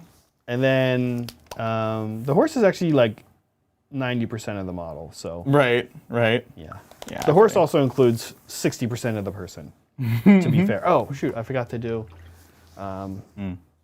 his little centerpiece, cod piece, or whatever it's called. How dare you. Thanks again, Matt. Zach, hoping to paint Daughters of Khaine alongside you on stream. Plans to have them on soon. Have you already completed your Marathi or saving for the channel? That's funny. This unit, the Doomfire Warlocks, is literally the first paint I'm putting on a model for this army. So I have not painted Marathi. I'm pretty sure both Big and Little Marathi are assembled. I know Little Marathi is. I think I will put, like I said, I think I'll do a bunch of characters next. I'm still doing some assembly, but not too much. I like to assemble at home when I'm hanging out with Meg, because I don't really like to paint at home, just because it's... It's not like a perfectly lit hobby studio. It's, and all my stuff's here for that. Yeah. I can easily kind of move back and forth with assembly equipment, but not quite so much with all my paints. Totally. I also, like, when I paint, I weave airbrushing in a lot with my non-airbrushing. Yeah. Like, I'll, like, airbrush, like, midway through a process or, like, late in a process. So I can't always do that. I totally agree. It's the same problem. So I do have a little bit more assembly to do, Matt. And I don't know when I'm going to paint Marathi, if it'll be on for a stream or not. It seems right, I guess, doesn't it, to paint her on stream? Does? That'd be a big stream, though. That's a long model. Well, look. Super stream, mega stream. Some people have mentioned that we haven't done an 8-hour stream in a while. We haven't. We should. Let's do it. Or at least a 4 or a 6. And that, as a rite of passage, Kat might be needing to do one. Oh, so no. She's got. She won't survive. She's not against it. She's actually very interested in it. So she's got her gloom spike yet. So we might just maybe do like a Marathi Mangler squig. That sounds amazing. Ball, something. Yeah. On the other hand, she would love that because she is such a painter that takes time with models. That's how she paints. She does not paint how we paint. No. She actually takes time. No, in fact, when I brought that up, she was like, I mean, that's just like what I'm going to do anyway. So. Yeah, exactly. That sounds great. Now I am seeing reports flooding in. Oh yes, reports flooding in. Flooding in. Reports. We're getting reports like it's like real news. It's a storm. Okay, let's see. We're getting Chaos Knights. It is Spiky Knights. Okay. Wait. Oh, Chaos Knights. Wait. 40K Chaos Knights people. We'll wait to hear. Okay, well before that I was seeing, sounded like a box set for Necromunda. Someone said something about some spider thing. I think this is actually more interesting than our reactions. It's our reactions to reactions. And us, yeah. Reactions to reactions way better. And these fans, they haven't done it yet, but they could make stuff up at any time, and we could have to react to it. And it will be on YouTube. You and I reacting to what we trust our fans so much that whatever they say, we're gonna react to it. We're gonna react to it. Okay. Exactly. Wait, we need a front camera for this. Hold on. Okay. Oh, right. Okay, so here we go. Badlands, the Wasteland thing, Cricket Riders. Cricket Riders. Oops, all spiders. Oh, Bryce, that was a reaction, I think, to something I said. That was a reaction to your reaction. Okay, Ash Waste Nomad box set. Yes, cool. I'm actually going to get this. I'm so into this army. Yeah. Just that one little dude. And now I'm hearing there's like crickets. Crickets are one of my favorite things. I love crickets. Crickets are great creatures. I love crickets. Quad bikes, I'm seeing? Oh, I love me a quad bikes. I'm always so sad. I'm always so sad when you don't use them. Take the GSC one. They suck. Yeah, I know. Oh my gosh. Okay. Same Zach. Yeah, I know, right? This is a really cool Necromunda list. Had me until I saw the blast. Why does the Custodes guy have a bow? That is a great comment, Michael Cody. It is true, Michael. Yeah. I saw blast templates. No, the blast templates are great for Necromunda because that's the spirit of the game. It's just like craziness. Like it's not a competitive game. I would not play like it competitively. Okay, here we go. New Underworld's Frankenstein zombies. What? Michael Cody, we're skipping your Thousand Suns comment. we know. Wait, Nice. Frankenstein's? Yeah, Frankenstein zombies for Underworld. Oh, that's cool. That means I feel like they hinted to something like that. That probably means they'll have rules in Soulblight for Soulblight. That's true. AOS has been pretty good about that. It's fun. Chaos Knights. Yeah, I figured, so they announced regular Knights a couple days ago, like randomly, and I was like, that means they're probably going to do Chaos Knights after that, so that wouldn't surprise me. This is 40K, right? Well, now 40K it sounds like. Okay. Sounds like they went Necromunda 40K. Okay. Chaos Knights, that's cool.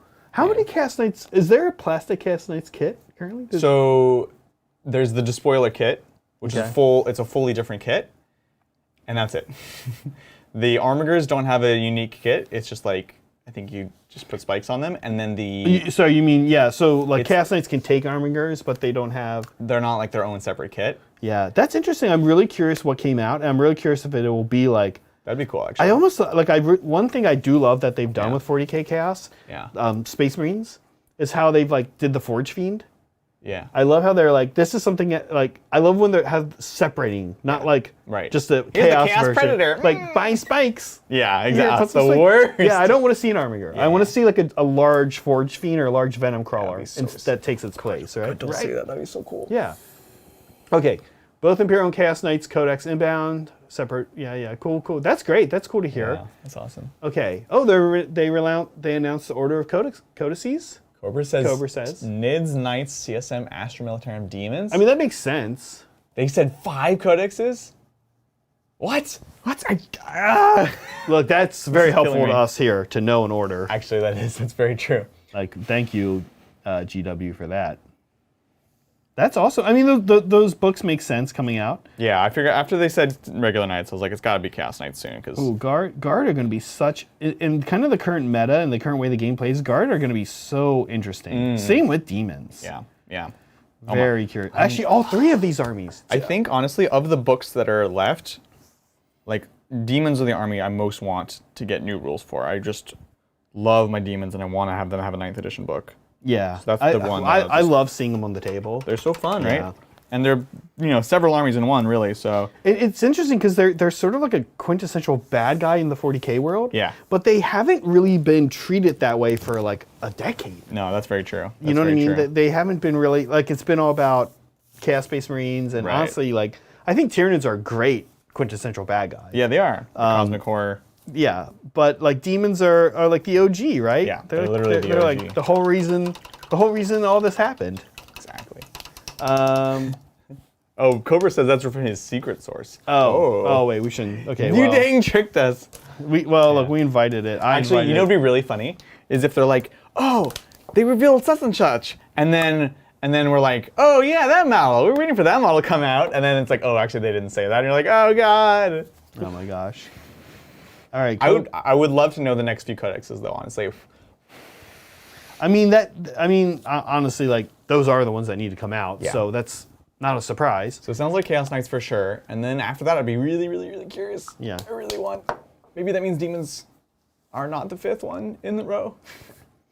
Oh, guys, can I show real quick one of my little sneaking some efficiency in here? Yeah, let's take a look. So one thing I'm doing here is I'm washing the gold with purple, but I also have this horse's mantle piece thing purple. So kind of nicely, I get to I'm putting a little dark shading on the edge where it meets the gold. So I get to kind of run the brush and both varnish the gold, or not varnish, but burnish is actually, we've had this conversation. I just had mega deja vu. Burnish the gold here. At the same time, I am, just putting this little shading. Totally. And you won't always have that kind of luck, because like if I wasn't doing purple, well, what would I do here? Now, I don't know, I do like using purple to shade red, or honestly, it shades a lot of colors well. Yeah. But it's kind of nice, like just being able to drag that across. And those of you who are painting armies like Thousand Suns and stuff like that, something to think about. Can you save yourself a little bit of time by putting a color over the gold that will also kind of go off the edge and shade the color like under the ornate gold part. So that's what's going on here, and I'm happy because I have a lot of these. Well, not a lot, but 10 horses to do. Fair. Yeah, and those of you painting Thousand Suns, you can let know if that's a good technique for Zach when he gets around to his. Yeah. Not even a reaction. Wait. Fine. Yeah, I will. We were focusing on chat. Yeah, I was looking. I thought I. Take my bait. Yeah, No, I need to. It's true. We have. Oh my gosh, a never-ending queue. It seems. Oh my god, I know. Look. Us getting into Sigmar combined with my 2 major 40k armies coming out within the span of a couple of days of each other, pretty much. Not a couple of days, but couple of days. Yeah, Tau and Eldar. Tau, Craft World and Tau has been Taxing. Madness on my painting queue. It's too much of a good thing, It's too much of a good thing. You didn't even paint any new. Oh, you did paint new Tau. Did I? You painted. It is in Piranhas. You did a Commander in Sopranos. I did a Commander in Piranhas. And you did the Dark Strider. Dark Strider. New model. Yeah. I have 3 new broadsides. Oh, yeah. You don't have to finish those. Well, there'll be rail sides. It'll be the rail sides are the good sides. Oh, they are. I like them better than the missile ones. Oh gosh. I'm building mine as rail sides. They're both honestly, they're situational. The rail sides are. Yeah. The missile sides can pick up a couple things. All right. Gets the articles up. Chaos Knights. That's exciting. I love Chaos Knights. Okay, now I think the horse is officially done. I don't see the article. That's how you finish a horse. And that's how you finish a horse. That's how you doing? Where are you at? I'm just cruising, man. I'm getting there. So I just did some edge highlights onto my spirit parts, which I'm happy with. And I also did the gray edge highlight on the Death Shroud parts. and did a wash on my spirit hands. The next step. Spirit hands. Spirit hands. What? Is that a thing? Yeah, spirit hands. Spirit hands. That's right. And now I'm going to go ahead and do the spirit flesh, which I feel like I do this thing where I show up on the channel and I don't have all the paints I need. I need like an off-white.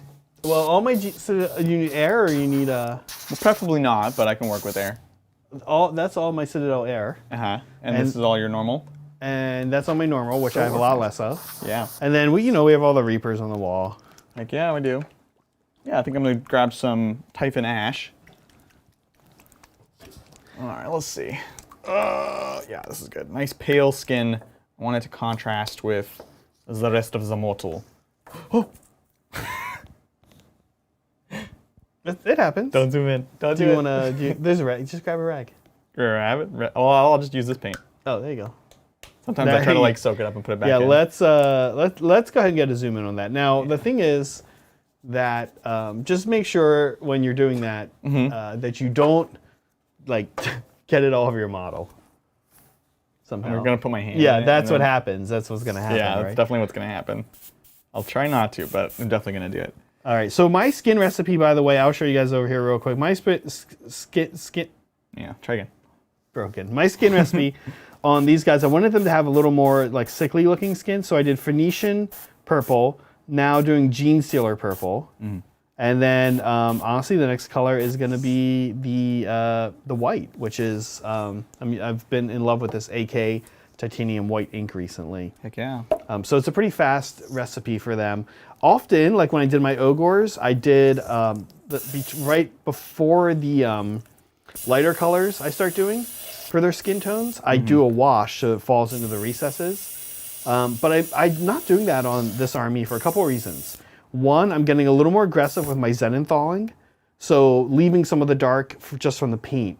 And you should think of it that way. You should think that like spraying a wash onto a model before you put a final like thin coat is a good way if you're not like confident with your Zenithawing or you think it'll be too hard. Yeah. Then that does that for you because the wash seeps into all the deepest parts and just increases the, or is that increasing the value? Decreases the value, right? Decreases the value, and then when you put the light color over top of it, you're trying to pull everything back up. Exactly. And you pull it back up kind of relatively. It's a good technique. But the other reason I'm not doing on these guys is they're just a little too. I think they're small. Their size is going to make it so that it's not. I'm not going to miss that as much. Right. Exactly. Because they're just a little smaller than Ogres, and by little I mean I don't know, maybe honestly maybe a tenth of the size. A tenth? No. Yeah, it's pretty crazy. Like look at this little body. Okay, maybe a tenth. Yeah, right. Like I didn't think so either. Well, maybe like a fifth. A fifth? Maybe somewhere between a fifth and a tenth. Somewhere between a dog and a hippo. Somewhere between a dog and a hippo. Of difference. Is an ogre and a elf. An elf. There you go. Heard it here first. Yeah. Okay, let's get a zoom in on it. Up there's my head. Can you see this? Is a bad zoom in time? No, I'm just using this. The good thing about painting with air paints is it just ensures you have to do 50 thin coats. Yeah.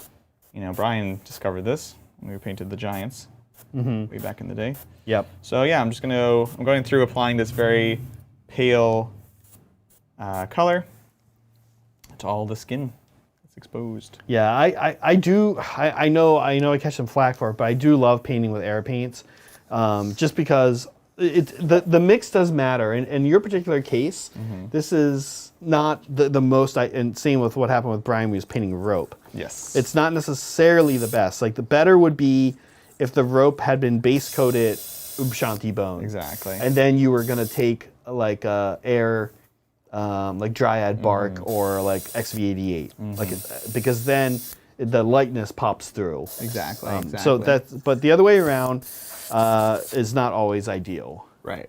That's okay. I think I can take this off of this. Oh, Greenblood Crusade says some new AOS action, new season. Oh. Okay. Oh my god. New terrain, interesting. The sounds of the Chaos Knights coming before Chaos. Man. New season. Wonder which realm we're going to now. Yeah. I hope it's not Shadow. That just sounds very boring. I hope it's like a weird one. Listen, I gotta tell you, it might be Shadow. I'm just suddenly now realizing based on Arena of Shades. No! Oh my god, it's totally gonna be Shadow. Where do you know where Marathi's based out of these days? That Shadow one. No way. Yeah. That's why she's the Shadow Queen? I think so. No! Oh, AOS terrain, big dragon skeleton. What? This is from Bryce, and I don't think he would do us dirty. No, Bryce wouldn't do. Actually, I get to play Bryce tomorrow. Oh, nice. I'll take some pictures and post them in the Discord. Yeah. Bryce and I are meeting up at Guildhall in San Jose to play his first game against Ogors. Nice. And look, guys, Bryce told me to just bring whatever list I want to bring. He was like, he's going to BAO, I'm going to BAO. He's like, I want to just experience what's going to happen. Oh man. So Crushes spirit. yeah, well, look, I could also look. What? The games could go either way, but Bryce, the important thing is we'll definitely be making sure to get a drink or two after, because one way or the other it'll probably be pretty quick. Thondria. Oh, interesting. Where's Thondia? I thought Thondria was part of Gur. Yeah, isn't it like a sub? Yeah, I thought it was like a at the internet like a influencers. Yeah, you guys kind of are. yeah. I mean, come on, Fugs, you already knew Nice that. got their own armor. Oh, that's cool. Really? Is it like a 2 armory for or is it like kind of funky looking? I want like a. I don't know. Actually, I don't know what I want. Because the truth is, as cool as it would be to get like a Venom Crawler, like Chaos Knights are from Knights. They like are. They're from the family. They like, could be heavily mutated though. Yeah. You know, or yeah. like but the base model, the base design needs to be the same. It could grow like extra arms, like get some like. I mean, I want like Horizon Zero Dawn kind of stuff. That's a video game, so you don't know what that means. But I don't. Oh, maybe I do. Is that where you're like fighting like these giant machines with like bow and arrows? Yes. And stuff? Yeah. Okay. I guess you know. Yeah, like I if I see a cool video game, I'll often listen to the music and like look at artwork for it. Yeah. And then I'm like, boy, I'd love to play this. And then you don't. But I just don't want to spend the time. Yeah. Yeah. That one's still on my bucket list. I played a little bit of it. I really want to play the Cyberpunk game. Oh, Cyberpunk 2077? Yeah. Dude, that game was so fun. Oh my god. And I'll oftentimes ask my nephew about him. I'm like, oh, so what's it like? But I myself just can't. I just don't want to get into them. Yeah. I should, honestly. Right now, like I go home and like need to we'll come home late from like this sometimes. And I like can't get to sleep right away because you need to wind down. And I end up just like reading about more 40K in AOS. Yeah. Or I just like sit and watch something I've seen before. I get it. So maybe I should get video games, honestly, just for the purpose of like helping me wind down. I don't know if it's gonna wind you down. Yeah, I'll be honest. Do they? Do they not do that? They kind of do the opposite. Yeah, then maybe that's a problem. They kind of do the opposite. It's like, especially like Cyberpunk. It's basically like, and I don't mean this in a bad way, everyone, but it's very like GTA like. Yeah. I'm not gonna wind down just with like some like reckless, unpunished digital violence. Dude, driving so hard in that game. Oh my god, it's ridiculous. I'm like constantly getting in trouble just because of that. It's horrible. Matt, I did do a Druchly Violet wash on my gold. Is that Adrian doesn't do that? He's probably doing I'm opposed. He's opposed to that look. I'm gonna do Agrax when they get there. They're both. I mean, both are good. It just gives a different look. It does give a different look. Yeah, I just like that burnished look. So I was doing silver, but this silver is very, very dark, and I actually am gonna go back for. I have these studs, a few here, but a ton all along this, and I love it. And this dark silver is just not gonna. It's not gonna pull it out the way I want it to.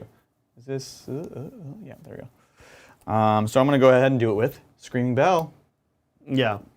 Okay, so I've got something kind of fun I'll do here. We were talking about Nighthaunt Gloom. As promised, Nighthaunt kind of a day. So I will do some Nighthaunt Gloom.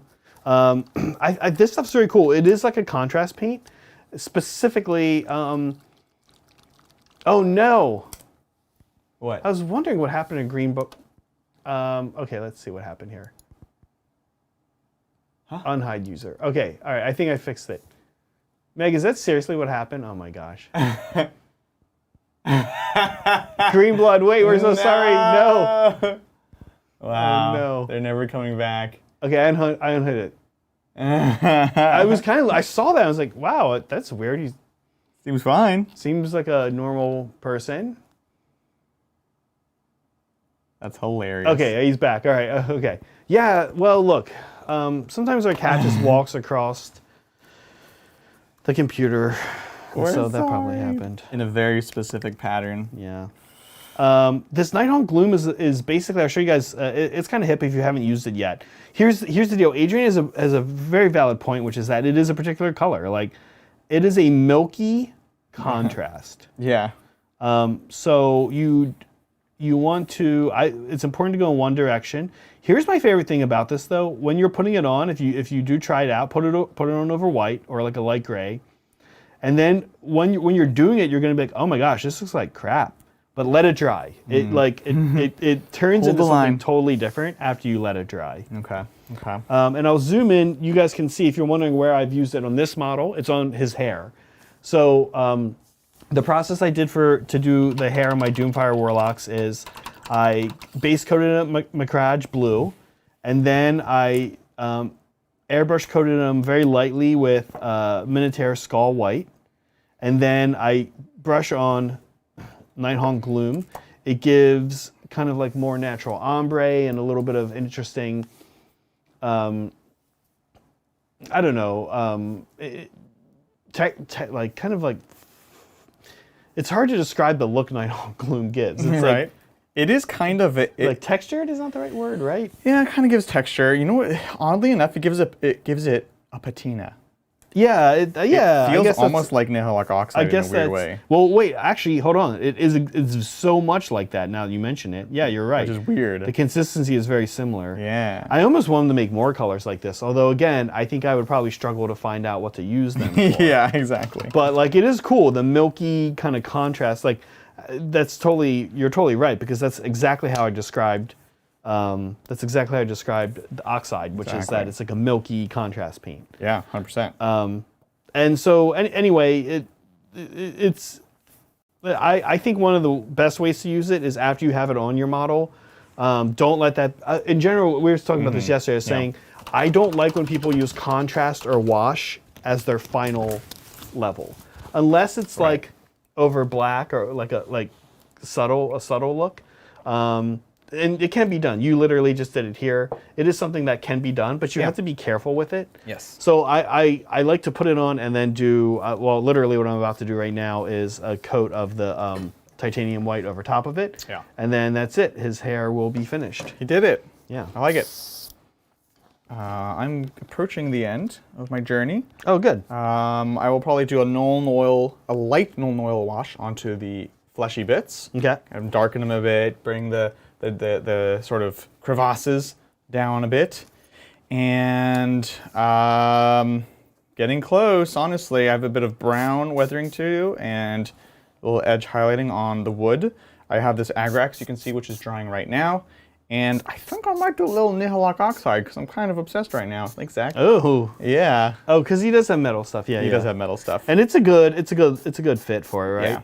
Which is a kind of cool thing. And we talked about, you're going to learn new techniques and things are going to change over time. Well, I've learned how to use this new paint since the last time I painted this army. So why not? Yeah. Okay, cool. Hair done. Yeah, super into the hair on these guys. Now, I will say this. As always, we have some fan stuff. Oh, yeah, let's do it. And I will say the same thing I always say, which is that there was too much good fan stuff. Yeah. One thing I was excited about, I'm super excited about my Tau, my Crash Rolled Eldar, admittedly. So there is some Crash Rolled Eldar in here.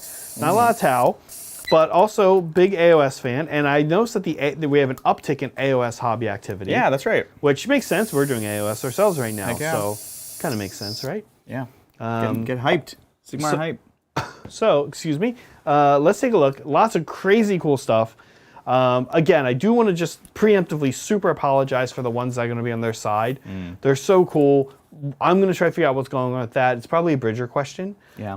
And we will we'll re-show them next week because We'll get another go. yeah, they deserve it for sure. You guys will see. It's a beautiful army.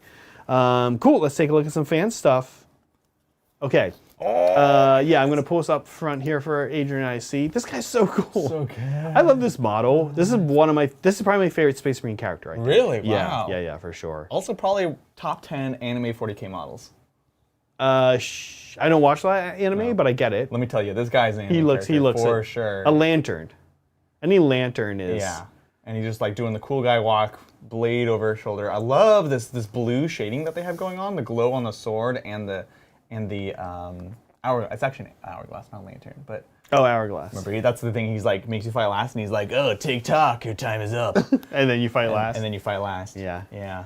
Yeah, the Tau have to come up with like advanced machinery to pull that Yeah. effect off, but Space Marines can just be like, here's my hourglass, you fight last. Tick-tock. Like, that's a prop. This isn't a play, Judicar. This is a war. Yeah, this is very great. I love his skin tone. Also, want to point out the little red mask, like such an interesting splotch of color. Yeah, I like that. Not interesting, amazing. Very interesting. Yeah, interesting sounds. Interesting makes it sound like I'm like questioning it. You're like, totally not. interesting. No, it's good. It's really cool. Really cool. Beautiful model. Okay, here's one of the first sideways. There's this. This is. Oh, I love it. This is. Yeah, it's really cool. It's like it's like almost like that Legion of the Damned kind of a look, with the skull head. It is, and the flaming sword too. Yeah. Which. Or that Nicolas Cage movie. Yeah. Oh, dude, I think that's the sword. No, is it? Is that the sword from Bellicor's base, where the Marine's kind of just like on fire, and you took it and you put it on actual Marine?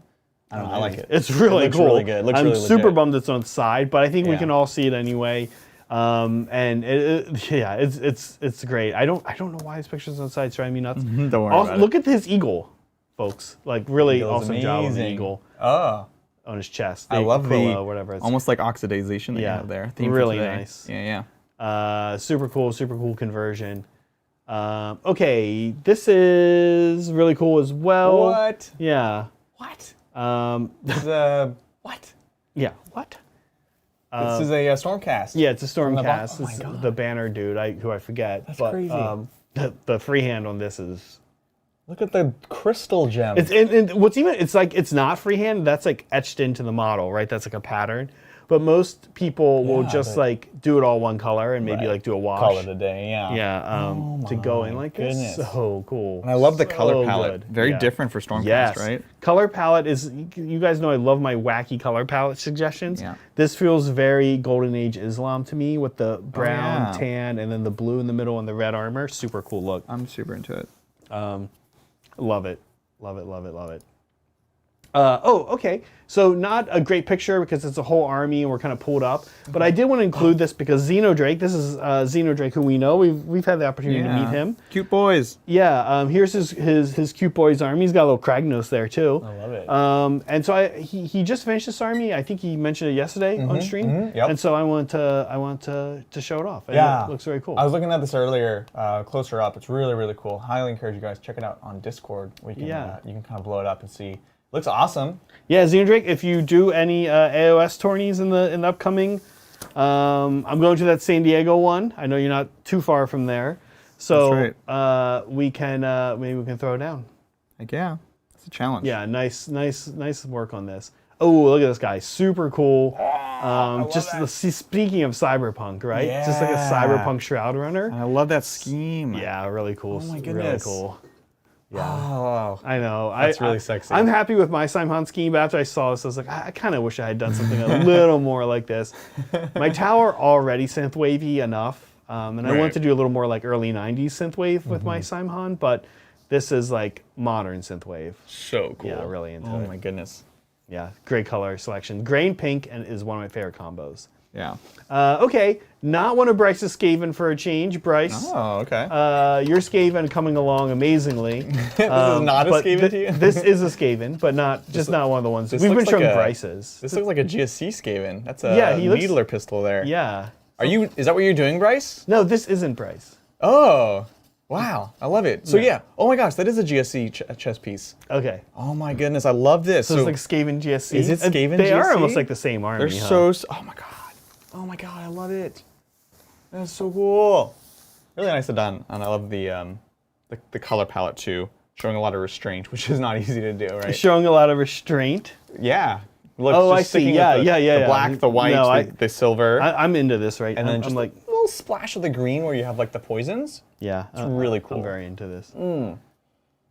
Okay, moving on. Oh, I want to show you this, Adrian. Whoa. This is a very cool use of doing GW, using some GW terrain that otherwise isn't necessarily set up to match like good competitive play rules, Yes. but built in a way to do that. Oh, you're totally right. It makes like this lovely little L. Yeah, and that's what they said. That was their goal, right? They wanted to use the GW kit to make like awesome.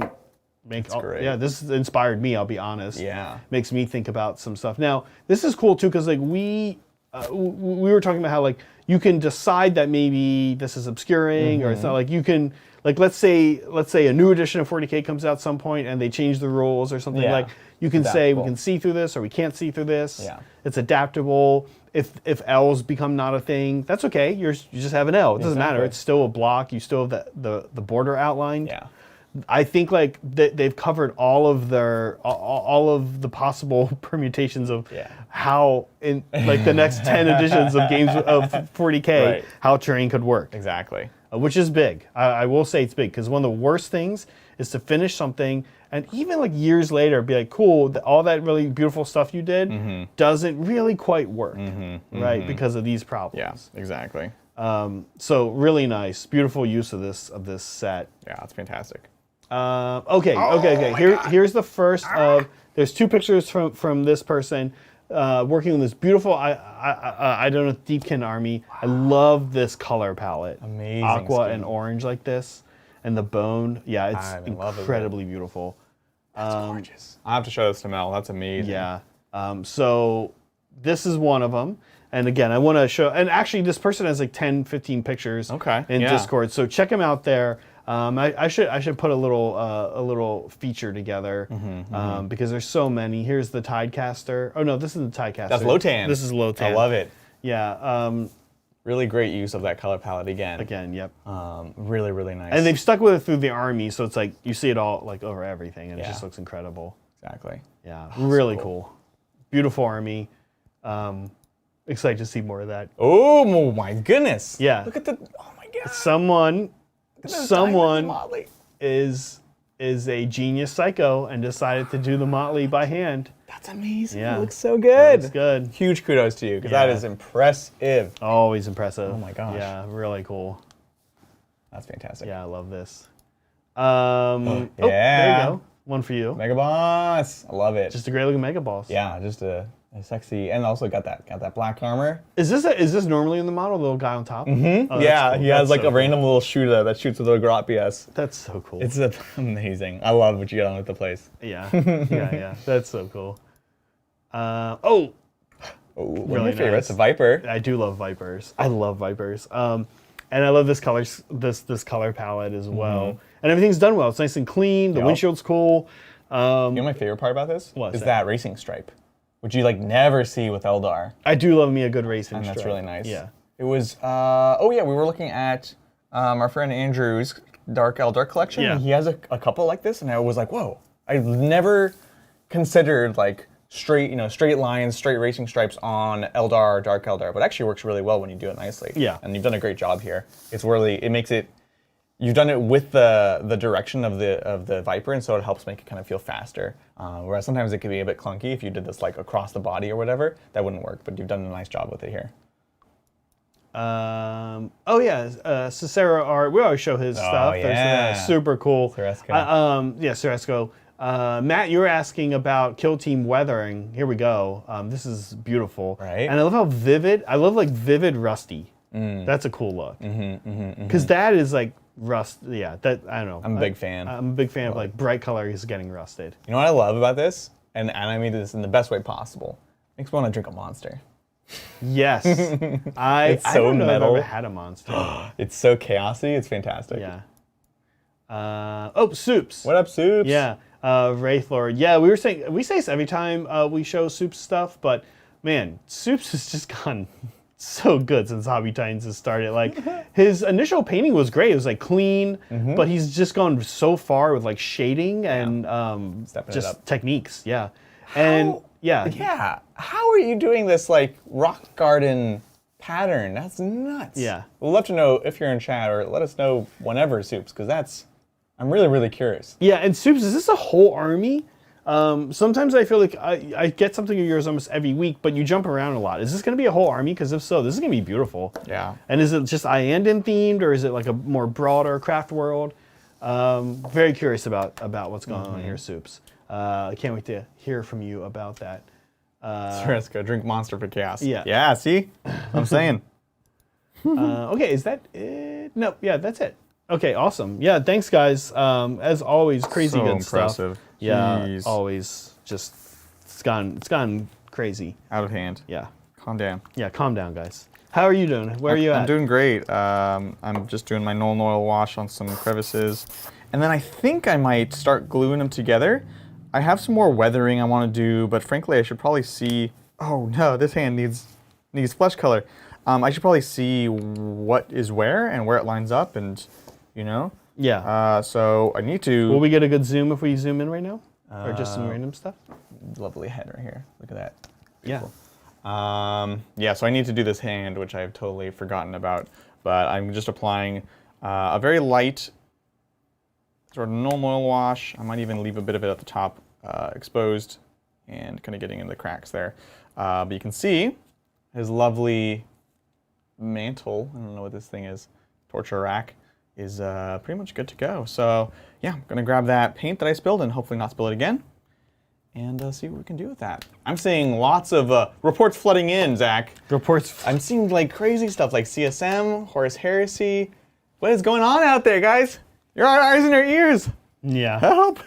I'm dying. All right, Carrick Stone, nice and calm. Yeah, I think we're all a little There's about bummed right. that we didn't get to go to Adepticon, but there's so much going on. There's so many events. Events are coming back like crazy. It's great to see. I know we're going to BAO. Heck yeah, that's our Of hometown course, visit. that's our hometown. That's right here. So we're going to BAO. Let us know if you're going to BAO in Discord. We're excited to meet up with some peeps for that. And I know John and I are going to the GW San Diego thing. Yeah. I don't know if anybody else here is going yet. It's gonna kind of depend how I'm feeling. No one's announced. Only John and I have announced. I like it. Well, and that's a great duo. Just John. It's a John and Zach episode. A John adventure. Zach episode. Yeah. I'm kind of jealous now. Are you guys gonna drive? I don't. Well, John drove last time. That's right. So we might. I don't know. Him and I will chat it. Yeah. But listen, it's very funny because I'm pretty sure Meg's gonna want to go, which is great. It's funny you always rah San Diego. I love and San Diego. We really did like it last time we went down. It's great. That was Del Mar, but still close enough, right? Well, main San Diego is even better. I'll be honest. Del Mar's is cool, but there's not that much to do. It was just nice. It was just kind of. It is nice, like beautiful technically and- nicer than main San Diego, but I see. main San Diego is better. Del Mar's kind of like ritzy, you know what I'm saying? A 10-second teaser for No Chaos Space way. Marines. Really? I know Fugs keeps trying to direct us to in Discord where we can see it, but that's too easy, Fugs. Yeah. As I pull out my phone. Yeah. I can't resist. Thank you, Daniel Hagen. I'm working on some basing covered in alienish eggs. Do you have any recommendations for getting that shiny egg sack look over a bright paint? Oh, yes, you I do. I would say, Daniel, what you want to do is go ahead and finish the whole model, varnish it, do everything you're going to do to it, and then you're going to use a high gloss. Now, you want to experiment with what high gloss you want to use. Vallejo makes a number of different ones. GW makes them. Whether you want to go through an airbrush, rattle can, or brushwork. Yep. Probably you're going to want to do brush, though, or airbrush, because it sounds like you maybe don't want all of it to be glossy and slimy. Yeah. So rattle can doesn't give you a lot of control over that. Yeah, exactly. So I would say experiment, and if you're airbrushing, good. I like the Vallejo ones. There's one that I used called, it was MIG, Lucky something. That one was good. for what it's worth, you can even get, be careful and try it out because it can be thick. But if you want to get like hardware store ones, I have done that before on terrain. Okay. And something like this might be okay with that. Like it's not a lot of detail that's going to be lost, and so you might be okay. The other thing I will just recommend about,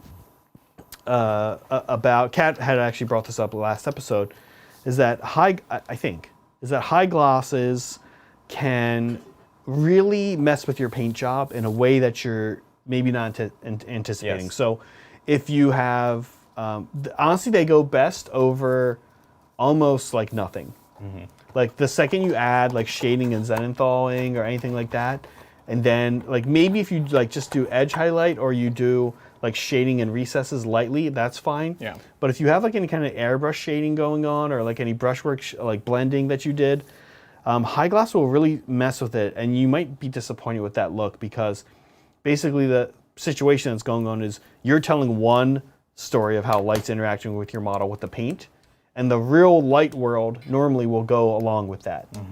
The second you put a high gloss on, you're now inviting the world of real light to interact with your model in an entirely different way. Exactly. That will go wild and do its own kind of story. Meanwhile, your paint's still there saying, hey, this is where we're supposed to be lit up. So be careful with that.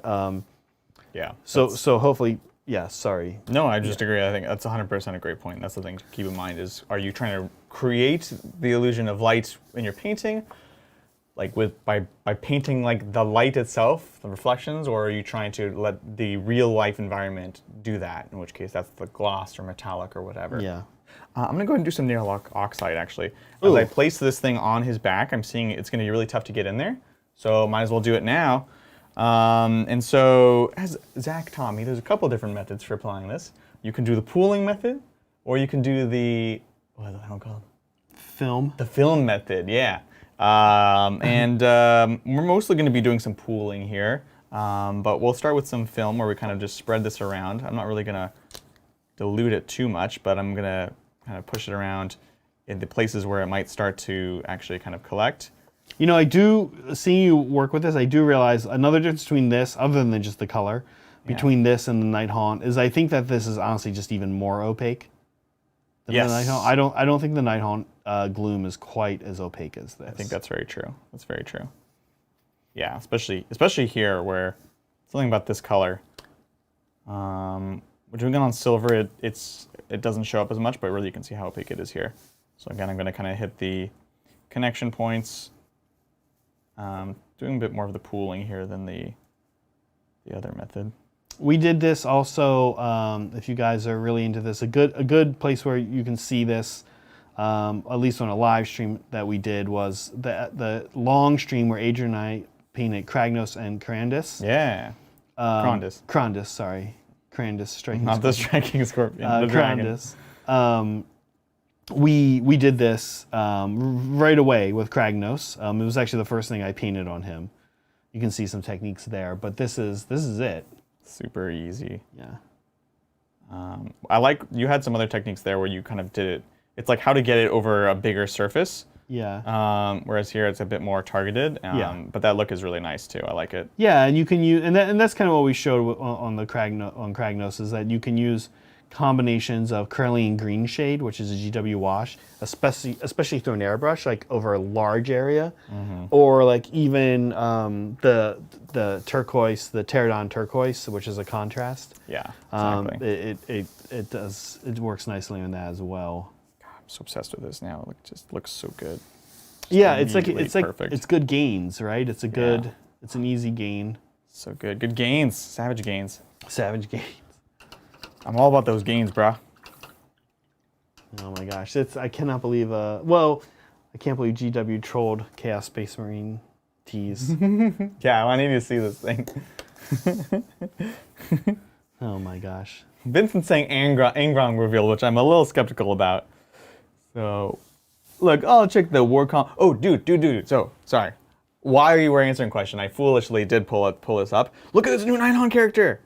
Look at him. Oh, you guys can kind of see here. All right, before I get like a saucy text or something. There you go. Look at that. Oh, that's so cool. It's like a boat guy. Yeah. Oh my god. Half a boat. You do know that we enjoy good nautical themes here on We do. On the Titans family. Oh, that's so cool. Yeah. Captain of the Dead. It's gonna be a joy to paint. That's so hip. Right? Yeah. He looks pretty big too. He does look big. That's fun. Big boy. I'm super excited. That's cool. I'm so excited to look it's at gonna this be preview awesome. afterwards. Yeah. Michael Cody. Bruh, do you even highlight? Do you even edge highlight, bro? This stuff is just amazing. Yeah. After this, then I'm gonna glue them together. Okay. Yeah. I'm actually this guy I'm doing. See, he's pretty close. Yeah. Yeah. I might be able to catch up, but I can also stop. Yeah. Either way, you're good. When you're done. I'm just hanging out. You know. Do. Get his little belt. Kind of wish I did both of these locks in. Now, are you going to go back in other parts of your Nighthaunt army and oxide things up? Nope, just him. Just him? No, I'm just kidding. I'm going to do it everywhere. Because I love it. It's so good. And so that's right. I started to say this earlier and then I got distracted.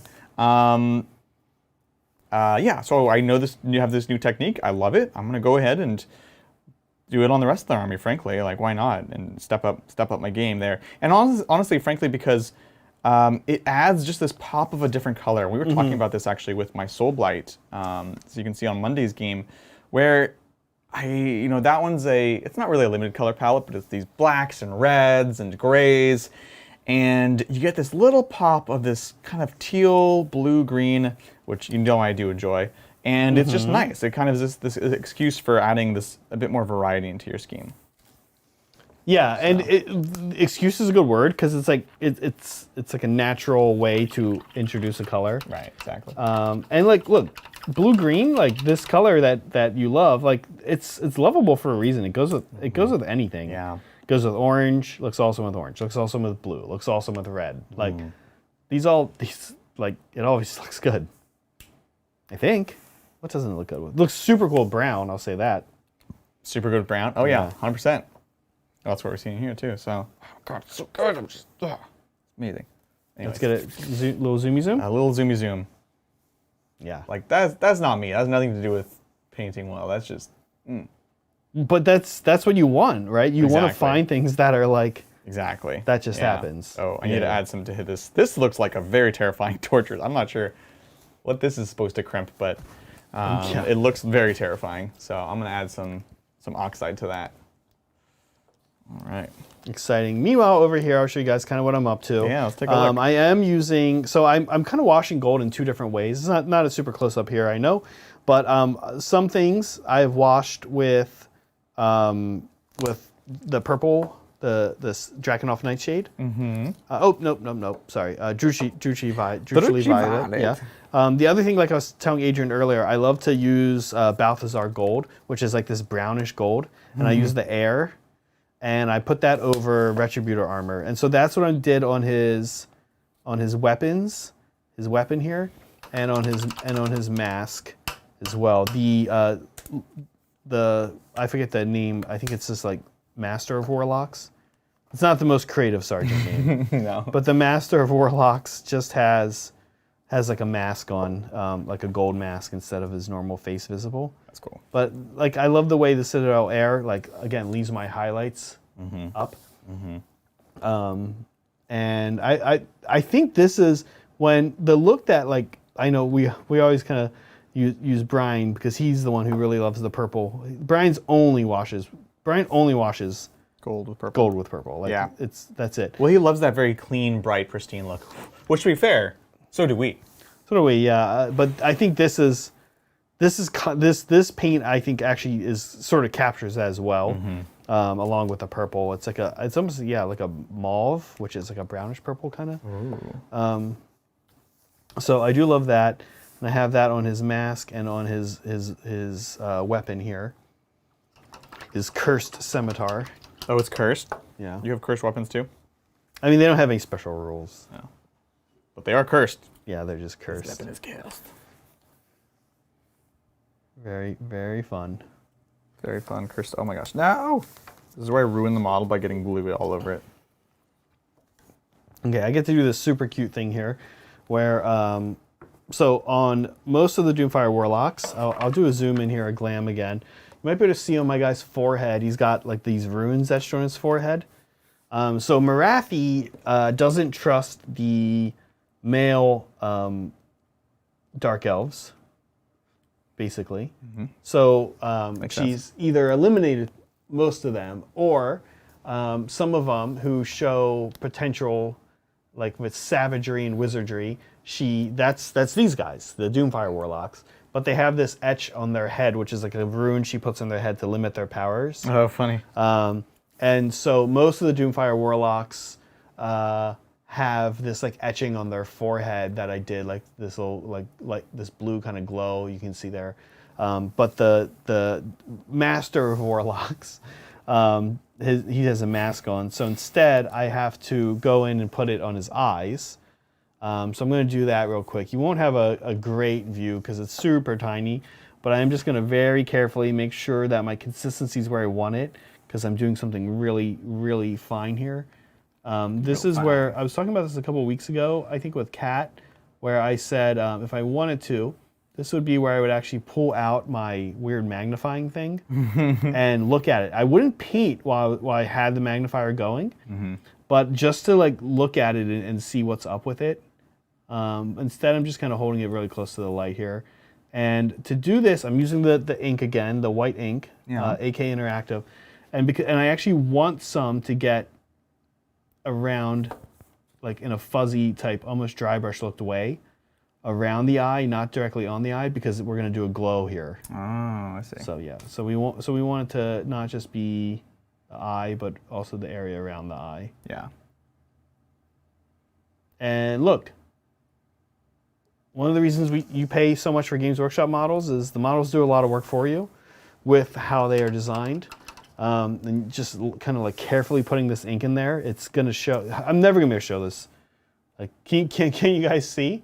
Look at this view. Can you see? See guys? Oh, that's great. Yeah, it's right there. I love it. Wow, great. Yeah, it's just this mask right there. You guys get it. So I put a little bit of white on like that, and then I've been using this Calth Air Blue. This is a clear paint that GW has. And so what I then do is I take a little bit of it on my brush, and I get then most of it off of my brush, like this. And then this is kind of just a craft store, but somewhat firm brush. And then what I'm going to do is I sort of just almost like dry brush over this area to because it was white, so this will turn it kind of like light blue. Give it a little bit of a glow effect. And then, believe it or not, after I'm going to also go back with the white again. I believe it. Yeah, believe it. Hey, it's Melon Chat. What's up? That's my wife. Yeah, maybe your cat can ban somebody too. Oh my god. That was amazing. Just got sent to the Shadow Realm. Yeah. You're just like hanging out, like giving us information about and then just suddenly Ba-bam! You're like, why? What did I do? I know. It's just how we are sometimes. Yeah, sometimes our wives just ban people. Or not really our wives, our cats. We're not actually sure. Alrighty. Well, this guy is so three-dimensional. Oh my god. Every time I see a GW model for the first time in person, it's so much better than it looks like on the site. Whether it be because of paint scheme or frankly just because it's so much more interesting. It's so three-dimensional, it's really hard to capture that in an image. Or even frankly the 3D turntables that they offer. So yeah, let's take a look at this guy. He is absolutely beastly. Is this very blown out? Is that Yeah. Look at this. Those so lights, cool. good for painting, not looking. Not for looking. Not for looking. They're not looking lights. Yeah. They're smelling nice. Anyways, this guy's awesome. I'm so in love with him. And I couldn't quite picture his like full form until it came together. So what I'm doing now is I've got the skull, which I'm gonna do in this kind of khaki-ish, and I'll wash it in a brown to really differentiate it from the skin, because you can see they look pretty similar here. And I got these things. Turns out those are fingers. So those need to be done in the other thing. That's the downside of painting a model separate. He's got those 2 green Cheetos fingers from those green Cheetos. So I like Cheetos fingers. Yeah.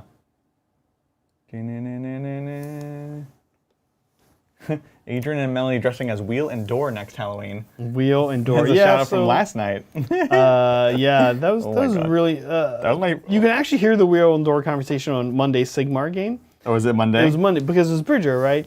That was one of my probably top 10 Bridger moments now. That's a new one for me. Yeah, that was great. We love Bridger. Bridger's mind, the more you work with people, the more you kind of start to realize how different people's minds work.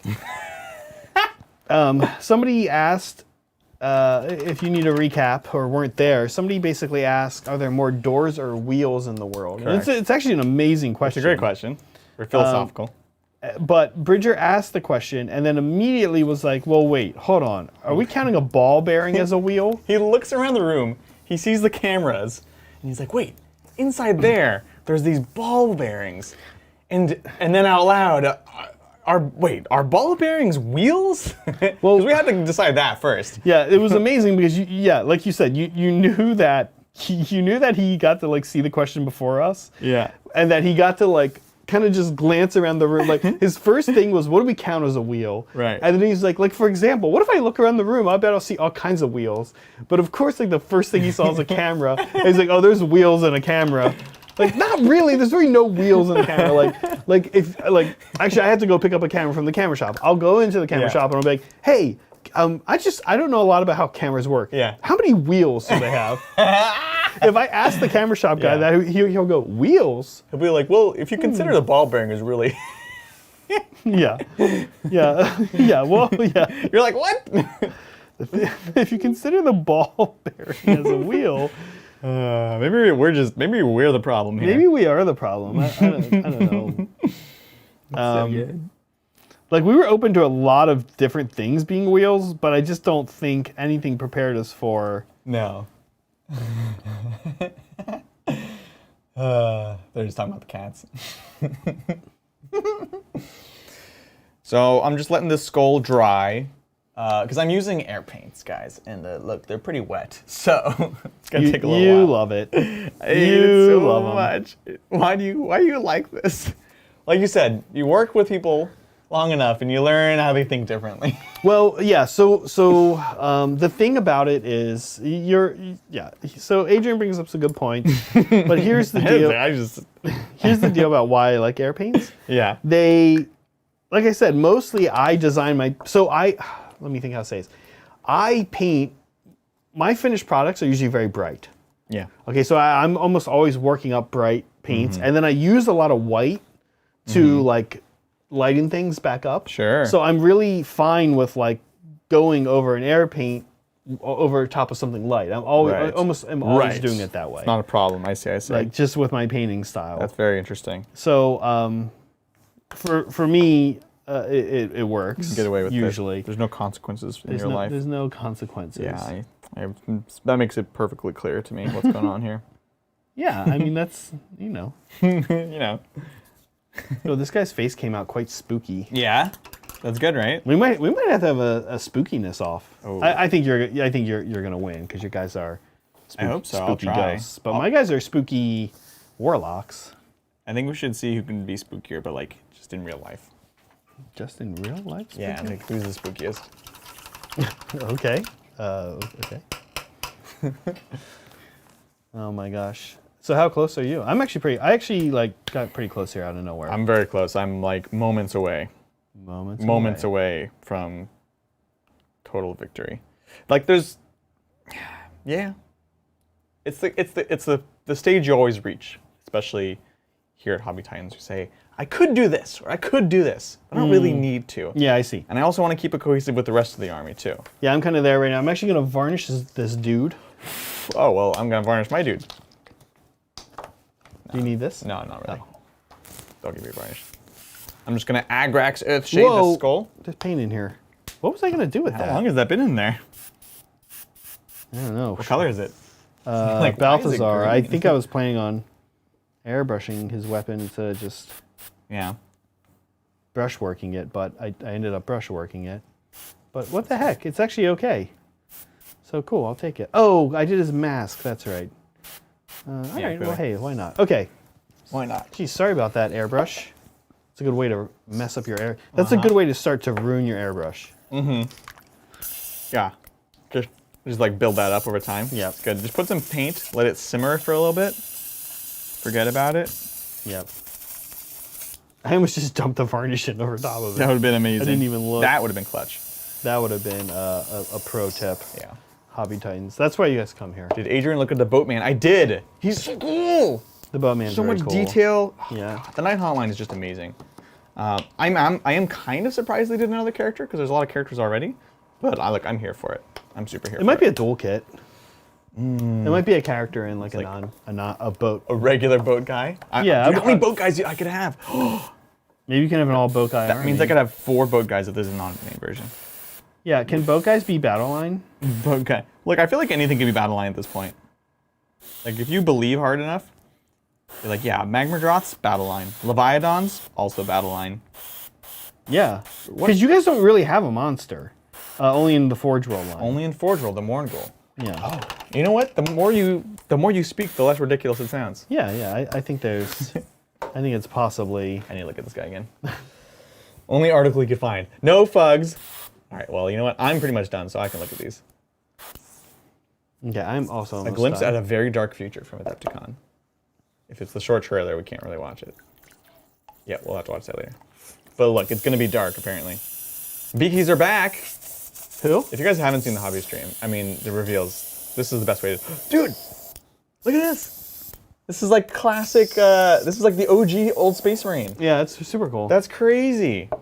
Is this for Horus Heresy? What? Look at that. Is that like a new Praetor or something? Yeah, Praetors can represent Lord Commanders, Jarls, Khans, and Moors. More. Not Moors. Plastic. That's Predator. so cool. What?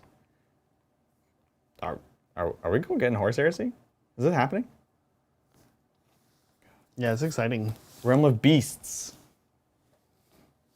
Oh, what's going on in the Realm of Beasts? They said the Realm of Beasts. Oh my god. What is Look at that? Is that an endless spell? Looks like it. Is that for everyone to cast? I don't know. Yeah, anyone who can Gur can summon one. Wait, so we are still in Gur. Well, I don't know about big skeleton. We have bigger skeletons than that one. Actually, no, it's pretty big. That's the... Actually, I don't know how big this is. The scale is very strange in this box, isn't it? The Thondian Strongpoint. Is that the Lumineth? I thought it was, but it's not. It's like the same architecture. Season of War Thondia. Realm rules for setting your games in Thondia. Mechanics for creating your own hero from the Realm of Beasts.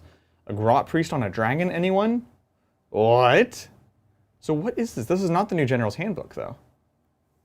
I'm super curious. Okay. Okay. All right, what is this? Knights muster in 2 stompy new codexes revealed at Adepticon. Imperial Knights and Chaos Knights. What? Look at this tentacle knight. Oh, that's so cool. What? He's so cool. He's like an so cool. elephant tentacle knight with crows on him. Oops, all boat guys. What? Yeah, when can we do an oops, all boat guys? Yeah, we're watching Adrian on his phone now, Meg. It's happening. Oops, all boat guys. That's amazing. Oh my god. Oops, all boat guys. I'm super excited. Oh my god. It's happening. Yeah, that tentacle knight thingy looks very cool. I'm super excited. That's the kind of stuff I wanted to see with Chaos, right? So exciting. Yeah, we'll have to watch the CSM reveal after this. Shazbot. Alrighty. Oh, yeah, you said there was like a little... They said there's like a 10-second trailer. Yeah. Okay, are you done? I'm done, man. Okay, I just need to glue this guy to one of my Okay. bases. We could do a little turntable on this guy while we're... Oh, yeah. in. Yeah. You want to... Let's take a look in. You can take these bozos off and... Yeah. You guys are the old models. There is Mr. Cruelmeister. Cruelmeister. Cruelmeister, You know I'm gonna Meister, call him Cruelster. Cute-meister. Yeah. Yeah, there's Heatmeister, Has a mortal wound into him. Burgermeister. My main goal in Sigmar is to always threaten Adrian with Beastclaw Raider mortal wound. I hate it so much. It's horrible. So actually, funny enough, this guy He's so cool. in the current there's the focus. In his current rules, he like if he like kills someone, then his aura of death ability, is gonna look weird for a second, guys. Oh, I love that actually. It was actually perfect, like zoomed in real artistically. Is it gonna go away? Go away. Beautiful. Anyways, so yeah, if he kills someone with his like little shooting spirit, then his 6-up death save bubble turns into a 5-up. Super cool. Oh, that's cool. Yeah. So That's actually big. that's a huge deal. That's a big deal. I think I might bring some of the gray back on the base. You can see that green is a bit much. But overall, pretty happy with it. Yes. Well, Mel's in chat. She'll get to see a horse that I painted. Yeah, Mel. You'll have to tell us what kind of horse this is. I actually did base this off a real horse type. Yeah. We were debating what the name of that was. Which I shouldn't say now because I'll fail the test in front of Mel. That'd be embarrassing. Yeah. Okay, I'll slide my guy on here. Yeah, go for it. Da-na-na-na-na. Oh, it's so small. Yeah, he's a little. You can guy. scoot my guy over so it'll be, yeah. All right, let's do this real quick. Wow. In some ways, this is more interesting. Okay. Oh, it looks so good. Let's see his They're not great. his eyes, how spooky his eyes are. Right. There's some guidance on his horse type. Yep. That's a clue. Oh, the eyes are so... I love that mask. Oh my god. Yeah, it's a cool mask. That looks amazing. Yeah, I'm really digging these Doomfire Warlock models. I actually really love painting horses. Yeah. Mel says it's a dapple gray. Yeah, we thought it was some like version of like Appaloosa or something like that, right? I didn't say that. You guys said that. Oh. Look, I got it right. No. Is dapple gray a breed or just the color? It's both. Oh, okay. They're related. Okay, hey, we did it. Heck yeah. I'm super happy with this. Yeah. Look, we are so hyped for these armies. This is the beginning of many more models to be painted for these. Yeah. This is going to be kind of my major go-to for a little while here. Sorry to say, Michael Cody. Right. Sorry to say, but yeah, excited to get these guys and the rest of the army on the tabletop. Yeah. I know we're excited for the Nighthaunt to come back. It's awesome. Yeah, it is a super stylish army. I'm excited for both of these. Both very, very stylish armies. I now have some things to expand for mine, and you've got a whole army to look forward to painting. Whole army to paint. So that's exciting. What's going on, Titan Studio? Look, coming up. So much stuff coming up next. Tomorrow. Yes. Actually, what is coming up tomorrow? So the link actually is already live. Tomorrow, that's right. On Tabletop Titans, 6 p.m. Pacific Standard Time, we've got the Adeptus Mechanicus, played by myself, versus the forces of the Astra Militarum. Yeah. Imperial Guard by John. It's going to be awesome. Yeah. Playing some wacky stuff, especially on the AdMech side. Yeah. I'm playing all of our Breachers and Destroyers. Yeah. A couple Castellan robots. It's going to be wacky and super fun. Stuff that you don't see a lot currently. Yes. But it's going to make it a good game, because otherwise you hear AdMech versus Guard and you're like, ooh, that might not be great. Yeah. No, we're excited to have a bit more fun with playing with these matchups and being a bit more narrative. So it's going to be awesome. Yeah. Saturday, we have a very special matchup. Two armies that are very near and dear to us. Oh, yeah. I could see you like processing, like, what is it going to be? Yeah. It's going to be Orcs versus the Tau. Yeah. And let me tell you, it's not what you think. It's going to be a very fun, spicy game. I'm going to say, it's not going to be a comp game. These are two scary armies right now, but it's not going to be that. We have something very special to share with you, which you'll find out on Saturday. Yes. This is going to be fun, actually, yeah. Other than that, we have some stuff for next Hobby Titans, but we can't tell you quite yet. Yeah. It's a surprise. A surprise next week. Yeah. Going to be very exciting. We do have Sigmar coming up on Monday. Not these two armies yet. Yeah, what are we playing? You are playing the Cruel Boys. I am. Against Bridger's Fire Slayers. Oh, no. I have to play two mean armies in a row. I know. Yeah, but we think it'll be, we'll make that a good matchup as well. It's basically going to be the story of the French knights versus the English longbowmen. And we'll see who wins that. Historically, you know what happens, but... No, I do not. Okay. Anyways, that's what's going on in the Titans family of studios. Definitely tune on in, check it out. Yeah. Guys, thank you for joining us. We're so happy to have the studio set back up in the way that it is intended to be. Michael Cody. What's up, cool. Michael Cody. Thank you for the super chat. It's always Michael Cody. This is going to have something to do with Thousand Suns? No, okay. Cool. Now I have a different reason to cry myself to sleep tonight. Oh, it does. I kid Adrian. I don't sleep. Oh, okay, good. That's good. I feel better now. I do feel better. Michael Cody, thank you so much. We promise you will see Thousand Suns. Even in this, I will commit that you will see them this calendar year. Yeah. Yes, 100%. Yes, 100%. Yes, this calendar, not school year. Yeah, not school year. I think a lot of people just assume school year when you say that. Yeah, not the school year. Because the school year ends on either. We found this out earlier. June 12th or 14th. We were like, when's the school year end? We had to ask Brian for something, and he's like, June 12th and Adrian's like, June 12th or 14th. We were like, we were all kind of like, wait, what? I don't know. Not the 13th. Never the 13th. Yeah. They'll add a day of school. It's bad luck. Or take one away. Yeah. Guys, thank you so much for joining us. As we like to say here, be kind to each other, be kind to yourself, and always be creating. See you guys.